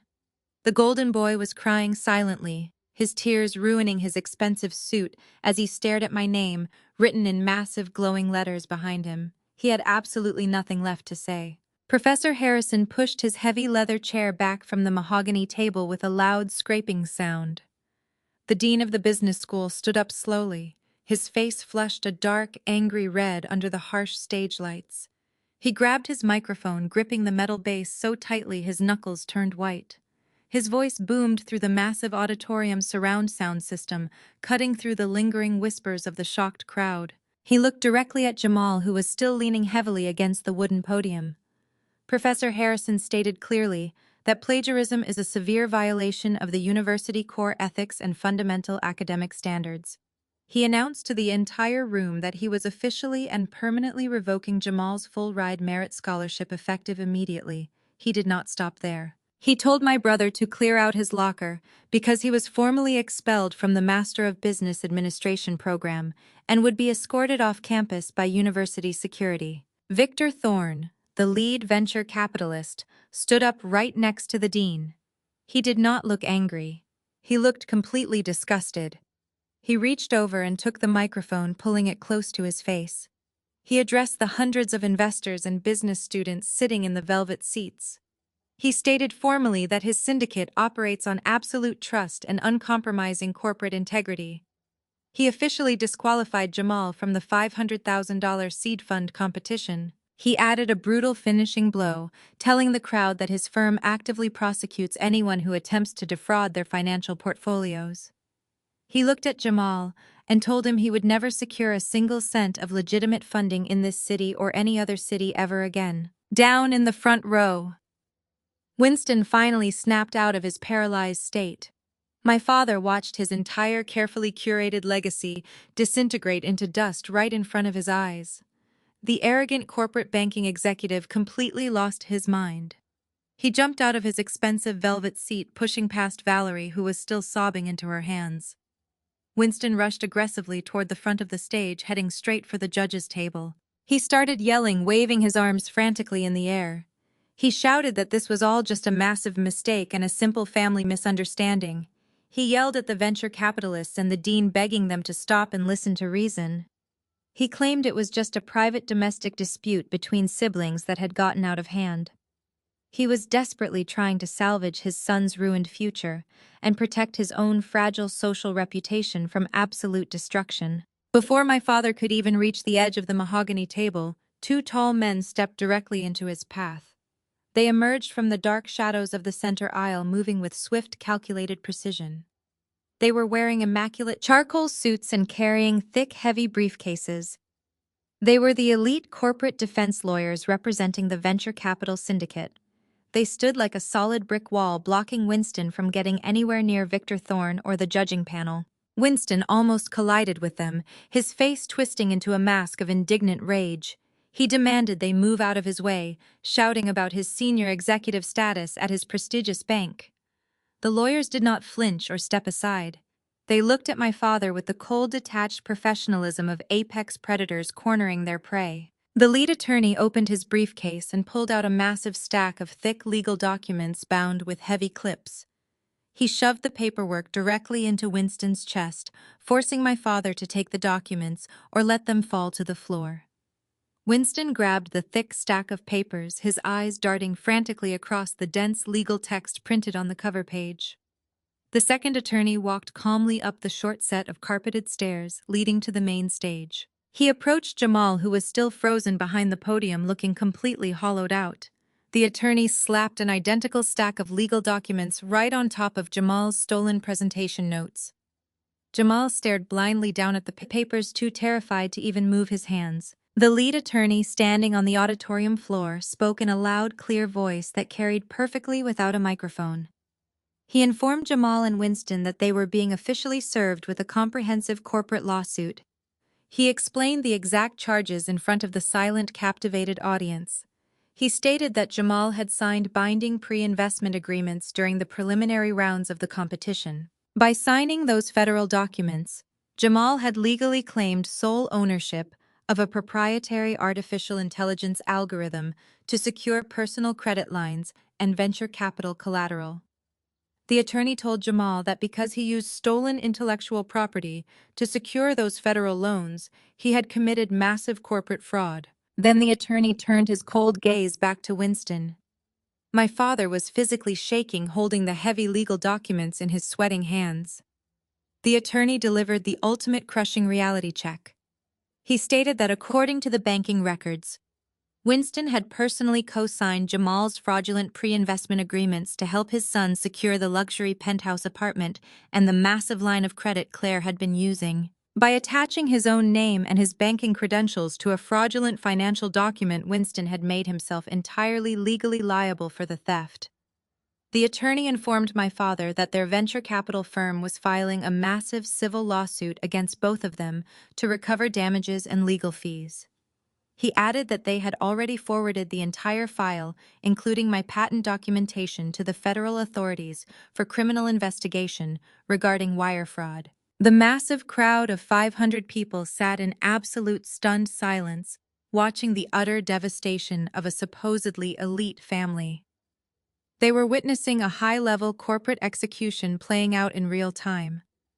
Down in the front row, Claire suddenly realized the catastrophic implications of the attorney's words. The reality of the situation crashed down on her like a ton of bricks. She realized that Jamal was not getting the $500,000 seed fund. She realized that the $15,000 designer bag she bought on credit was not going to be paid off. She realized that she was legally tied to a man who was about to be investigated by federal authorities for massive financial crimes, and that her comfortable, luxurious lifestyle was completely over. I sat back in my leather chair at the judge's table, watching the entire scene unfold with absolute perfect clarity. I had not yelled. I had not thrown a tantrum. I had simply presented the undeniable mathematical truth and allowed their own boundless arrogance to destroy them. Winston looked down at the legal documents in his hands, his face gray and completely devoid of his usual commanding authority. The powerful banking patriarch who had threatened to ruin my entire consulting business just days ago was now facing the very real possibility of losing his own career, his fortune, and his freedom. He looked up at me, sitting securely behind the judge's microphone, surrounded by the most powerful investors in the city. He finally understood that he had backed the wrong child. Up on the stage, Jamal slowly sank to his knees. The golden boy crumbled under the crushing weight of his own lies. He dropped his head against the wooden podium, his shoulders shaking as he began to sob loudly into his hands. His expensive, custom-tailored suit gathered in awkward folds around his kneeling frame. He had tried to steal my life work to buy his way into the corporate elite, but instead he had orchestrated his own permanent expulsion from the business world. The giant digital screen behind him continued to glow brightly, illuminating his weeping figure with the stark green text of my decryption code. My name remained projected in massive bold letters across the entire width of the stage, serving as a permanent glowing monument to his absolute and undeniable failure. The university security team began moving down the aisles, preparing to clear the auditorium. The event had transformed from a prestigious academic showcase into an active crime scene and a brutal legal battlefield. I slowly closed my encrypted laptop and slid it securely back into my leather briefcase.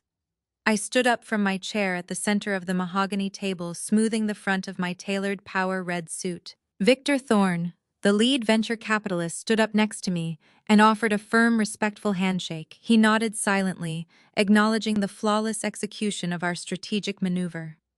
I turned and walked back toward the stage wings, leaving my father shivering on the auditorium floor and my brother weeping on the stage. I walked away from the wreckage they had built for themselves, feeling nothing but pure, unshakable peace. The weeks that followed the venture capital competition unfolded with absolute ruthless precision. The corporate world does not operate on maternal forgiveness or country club connections when intellectual property theft is exposed so publicly. Jamal received his formal expulsion notice via certified mail exactly 3 days after he was escorted off the university campus. He attempted to enter the business school administration building to beg the dean for a second chance, but his student access card was completely deactivated. Security guards turned him away at the front glass doors, treating him exactly like the trespassing fraud he was. The golden child was entirely stripped of his academic safety net. He had no Master of Business Administration degree, no $500,000 seed fund, and no future prospects in any legitimate corporate sector. His name was permanently blacklisted across every venture capital firm and tech incubator in Atlanta. The elite social circles he used to navigate so effortlessly completely shut him out, leaving him isolated and drowning in his own manufactured failures. He was completely cut off from the only identity he had ever known. But the mathematical execution I initiated on that stage did not stop with my brother. The blast radius expanded outward, instantly swallowing my father in its destructive path. Winston had spent his entire life projecting an image of untouchable banking superiority while enabling Jamal's constant failures. He believed he was invincible because of his senior executive status. He was wrong. The elite corporate defense lawyers, representing the venture capital syndicate, did exactly what they promised. They filed a massive civil lawsuit and forwarded the entire fraudulent file to the federal financial regulatory authorities. Because Winston had arrogantly co-signed Jamal's pre-investment agreements to secure the luxury penthouse and the massive credit lines, he had directly linked his own banking credentials to a federal wire fraud scheme. It took less than 2 weeks for the Compliance and Ethics Division at Winston's bank to catch wind of the impending federal investigation. The banking industry is built entirely on trust and risk mitigation, and my father had suddenly become a massive walking liability. Winston was summoned into the primary boardroom of his own financial institution. I was forced to sit at the end of a long mahogany table, facing a panel of ruthless board members who looked at him with the exact same cold disgust he had always directed at me. They did not care about his decades of service or his country club status. They only cared about protecting the bank from a public relations nightmare and federal scrutiny. They gave Winston a brutal, uncompromising ultimatum. He could either face an immediate, catastrophic public firing and risk losing his entire executive pension, or he could sign a non-disclosure agreement and take an unceremonious early retirement, effective immediately. Winston tried to negotiate, attempting to leverage his decades of banking experience to save his job, but the board members refused to even listen. My father, the man who had aggressively threatened to destroy my consulting firm and blacklist me from the industry, was stripped of all his corporate power in a matter of minutes. He walked out of his corner office carrying his personal belongings in a cardboard box, completely humiliated and entirely powerless. He traded his entire professional legacy for a son who could not even write a basic line of code. The dominoes continued to fall, tearing through the fragile facade of my family's high society lifestyle. In the affluent circles of elite Atlanta, wealth status is the only currency that truly matters. When news of Winston's forced retirement and Jamal's looming fraud investigation quietly circulated through the local gossip networks, the doors of high society slammed shut. The prestigious country club, where my mother Valerie had spent years parading her wealth and demanding special treatment, suddenly found a minor administrative reason to suspend their family membership. They were quietly and firmly asked not to return to the dining room or the golf course. The weekly invitations to exclusive charity galas and private dinner parties completely dried up. Valerie became a complete social pariah overnight. Her wealthy friends stopped answering her phone calls and suddenly became too busy to meet her for afternoon tea. The women who used to praise her perfect family now whispered behind her back, treating her like a cautionary tale. She was trapped inside her massive, expensive house with a disgraced, unemployed husband and a son facing potential federal prison time. Claire made the situation even more public when she officially filed for divorce. She leaked the details of Jamal's financial ruin to her social media followers, playing the role of the innocent deceived victim to salvage her own reputation. She abandoned Jamal entirely, leaving him to drown in the massive debt they had accumulated together just to buy luxury handbags and project a fake wealthy aesthetic. Claire packed her expensive designer clothes and left the luxury penthouse without looking back. I watched the absolute collapse of their empire from the quiet sanctuary of my own high-rise office. I did not feel a single ounce of guilt. I had simply held up a mirror and allowed them to destroy themselves with their own boundless greed and toxic entitlement. I focused my energy entirely on expanding my consulting firm and finalizing the legal framework for Project Apex alongside my new venture capital partners. My life was peaceful, structured, and completely free of their constant emotional manipulation. The toxic weight I had carried for 29 years was permanently gone. It was a Tuesday night, exactly 6 weeks after the competition. A heavy, relentless rainstorm was washing over the city of Atlanta. I was sitting in my living room wearing comfortable clothes and reviewing a new client contract while drinking a cup of hot tea. The ambient noise of the rain hitting my floor-to-ceiling windows was suddenly interrupted by a sharp, piercing sound. My front doorbell rang. I frowned, setting my tea down on the coffee table. My building had strict security protocols, and the concierge always called up before allowing any guests into the private elevator. I walked over to the security panel mounted on the wall near my front door and tapped the screen to activate the external camera feed. The high-definition night vision lens illuminated the hallway outside my apartment, revealing a sight I never expected to see. I stared at the digital monitor, completely stunned. Standing outside my heavy oak door, soaking wet and shivering in the cold air conditioning of the hallway, was my mother. Valerie looked absolutely nothing like the arrogant, perfectly styled socialite who had demanded I pay my brother's tuition. Her expensive clothes were soaked through and clinging to her shrinking frame. Her carefully maintained hair was a mess plastered to her face by the heavy rain. She looked broken, desperate, and entirely stripped of her former arrogance. She raised a trembling hand and pressed the doorbell a second time, looking directly into the camera lens with pleading, terrified eyes. I stared at the digital security monitor mounted on my living room wall, completely taken aback by the sudden disruption. The high-definition night vision camera illuminated the hallway outside my luxury apartment, revealing a sight I never expected to witness. Valerie was standing in the harsh fluorescent lighting of the corridor, looking like a drowning victim who had just washed ashore from a shipwreck. The torrential Atlanta rainstorm had completely ruined her expensive designer clothing. Her pristine silk blouse was plastered to her shrinking frame, and her usually immaculate hair hung in wet, tangled strands across her face. She raised a shaking hand and pressed the glowing buzzer a second time. She was looking directly into the camera lens with wide, terrified eyes. I did not want to open the door. I wanted to leave her standing out there in the cold hallway to experience a mere fraction of the profound isolation she had forced upon me my entire life. I wanted her to feel the biting sting of rejection that had been my daily reality in her household. But I knew that simply ignoring her presence would not provide the absolute concrete finality this situation required. I needed to look her directly in the eyes one last time and deliver the closing argument of our permanently severed relationship. I pressed the release button on the security panel and pulled the heavy oak door open. Valerie almost collapsed forward into my bright entryway the moment the door swung wide. She was shivering violently, her teeth chattering audibly as dirty rainwater dripped from her ruined clothes onto my pristine hardwood floor. She did not start with her usual arrogant demands or her practiced socialite condescension.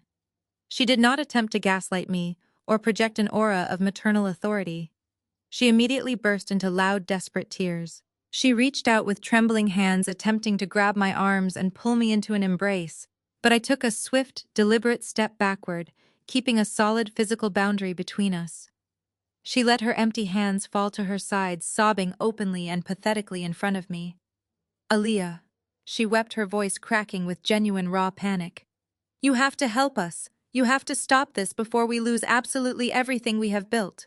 She stood in my foyer and rapidly explained the devastating fallout of the venture capital competition. She cried that the elite corporate lawyers were moving forward aggressively with the massive civil lawsuit, demanding millions in restitution for the attempted fraud. She wept that Winston was completely unemployable and that his massive early retirement pension was being entirely frozen pending the federal wire fraud investigation initiated by the Banking Commission. She told me that Jamal was facing the very real possibility of a lengthy federal prison sentence because he had used my stolen intellectual property to secure those massive fraudulent credit lines. She was standing in my doorway begging me to formally drop my corporate patent lawsuit and tell the federal authorities that the entire situation was just a private family misunderstanding that had gotten blown completely out of proportion. I stood perfectly still, watching her completely unravel in my foyer. I felt absolutely no sympathy for the weeping, broken woman standing in front of me. I let her cry until her breathing became ragged and her tears mixed seamlessly with the rainwater dripping down her face.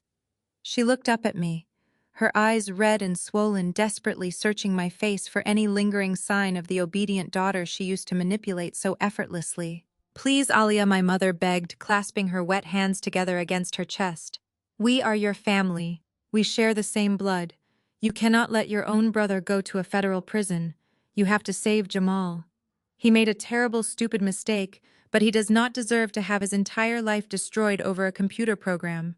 We are begging you to show some mercy and protect this family from total ruin. She was using the exact same emotional manipulation tactics she had weaponized against me for 29 years.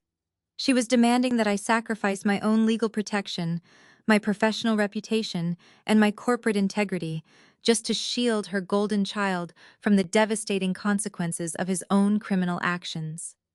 She genuinely believed that the toxic concept of family loyalty should override my fundamental right to basic human respect and legal justice. She thought my boundaries were negotiable. I looked at the pathetic, desperate woman standing in my home, and I felt nothing but a profound, icy clarity. I remembered the lavish country club dinner just months ago when she had casually demanded I drain my hard-earned savings account to fund Jamal's unearned, luxurious lifestyle. I kept my voice perfectly flat and entirely devoid of any shifting emotion. You sat across a dining table and told me I had to sacrifice my life savings because I had no husband and no dependents. I said, the words falling like heavy, crushing stones between us. You told me my life was empty and that it was my mandatory duty to carry the financial weight of Jamal's endless failures. Well, Mother, now you finally have a dependent. You have a 32-year-old expelled bankrupt fraudster who needs your constant financial support and protection. I took a slow, deliberate step toward her, forcing her to back up out of my foyer and into the cold hallway. You wanted to protect his future so badly, I continued, my voice dropping to a freezing, lethal whisper. So sell your massive luxury mansion to pay his federal legal fees. Sell your designer jewelry, your imported cars, and your country club shares to keep your golden boy out of a prison cell. I am not saving anyone tonight. Valerie gasped loudly, her eyes widening in absolute horror as the chilling finality of my words registered in her panicked mind. She realized in that exact moment that I was entirely untouchable. She opened her mouth to argue, to launch into another desperate weeping plea for mercy, but I did not give her the opportunity to speak another single syllable. I stepped forward and slammed the heavy oak door directly in her face with maximum force. The loud booming sound echoed through my quiet apartment, signaling the absolute permanent end of my toxic family dynamic. I immediately engaged the heavy steel deadbolt lock and walked away from the door, leaving her weeping alone in the sterile hallway. I pulled my cell phone out of my pocket and opened my primary contact list. I systematically selected every single phone number, email address, and social media account associated with Winston, Valerie, Jamal, and Claire. I pressed the block button on every single profile, permanently severing all digital and personal ties. I turned the screen off and walked into my living room feeling completely and utterly free. True self-worth is not defined by those who seek to exploit it. While family bonds are often idealized, they are never a justification for abuse or financial exploitation. Setting firm boundaries is not selfishness. It is essential self-preservation. When you allow others to override your autonomy, you enable their entitlement. True independence requires the courage to say no when faced with manipulation, and the foresight to protect your achievements from those who would weaponize them. Never sacrifice your future to feed someone else's delusion. You are the primary architect of your own success, stability, and peace of mind. Take a moment today to audit your own life. Where are you compromising your boundaries, and what is the first step you will take to reclaim your autonomy?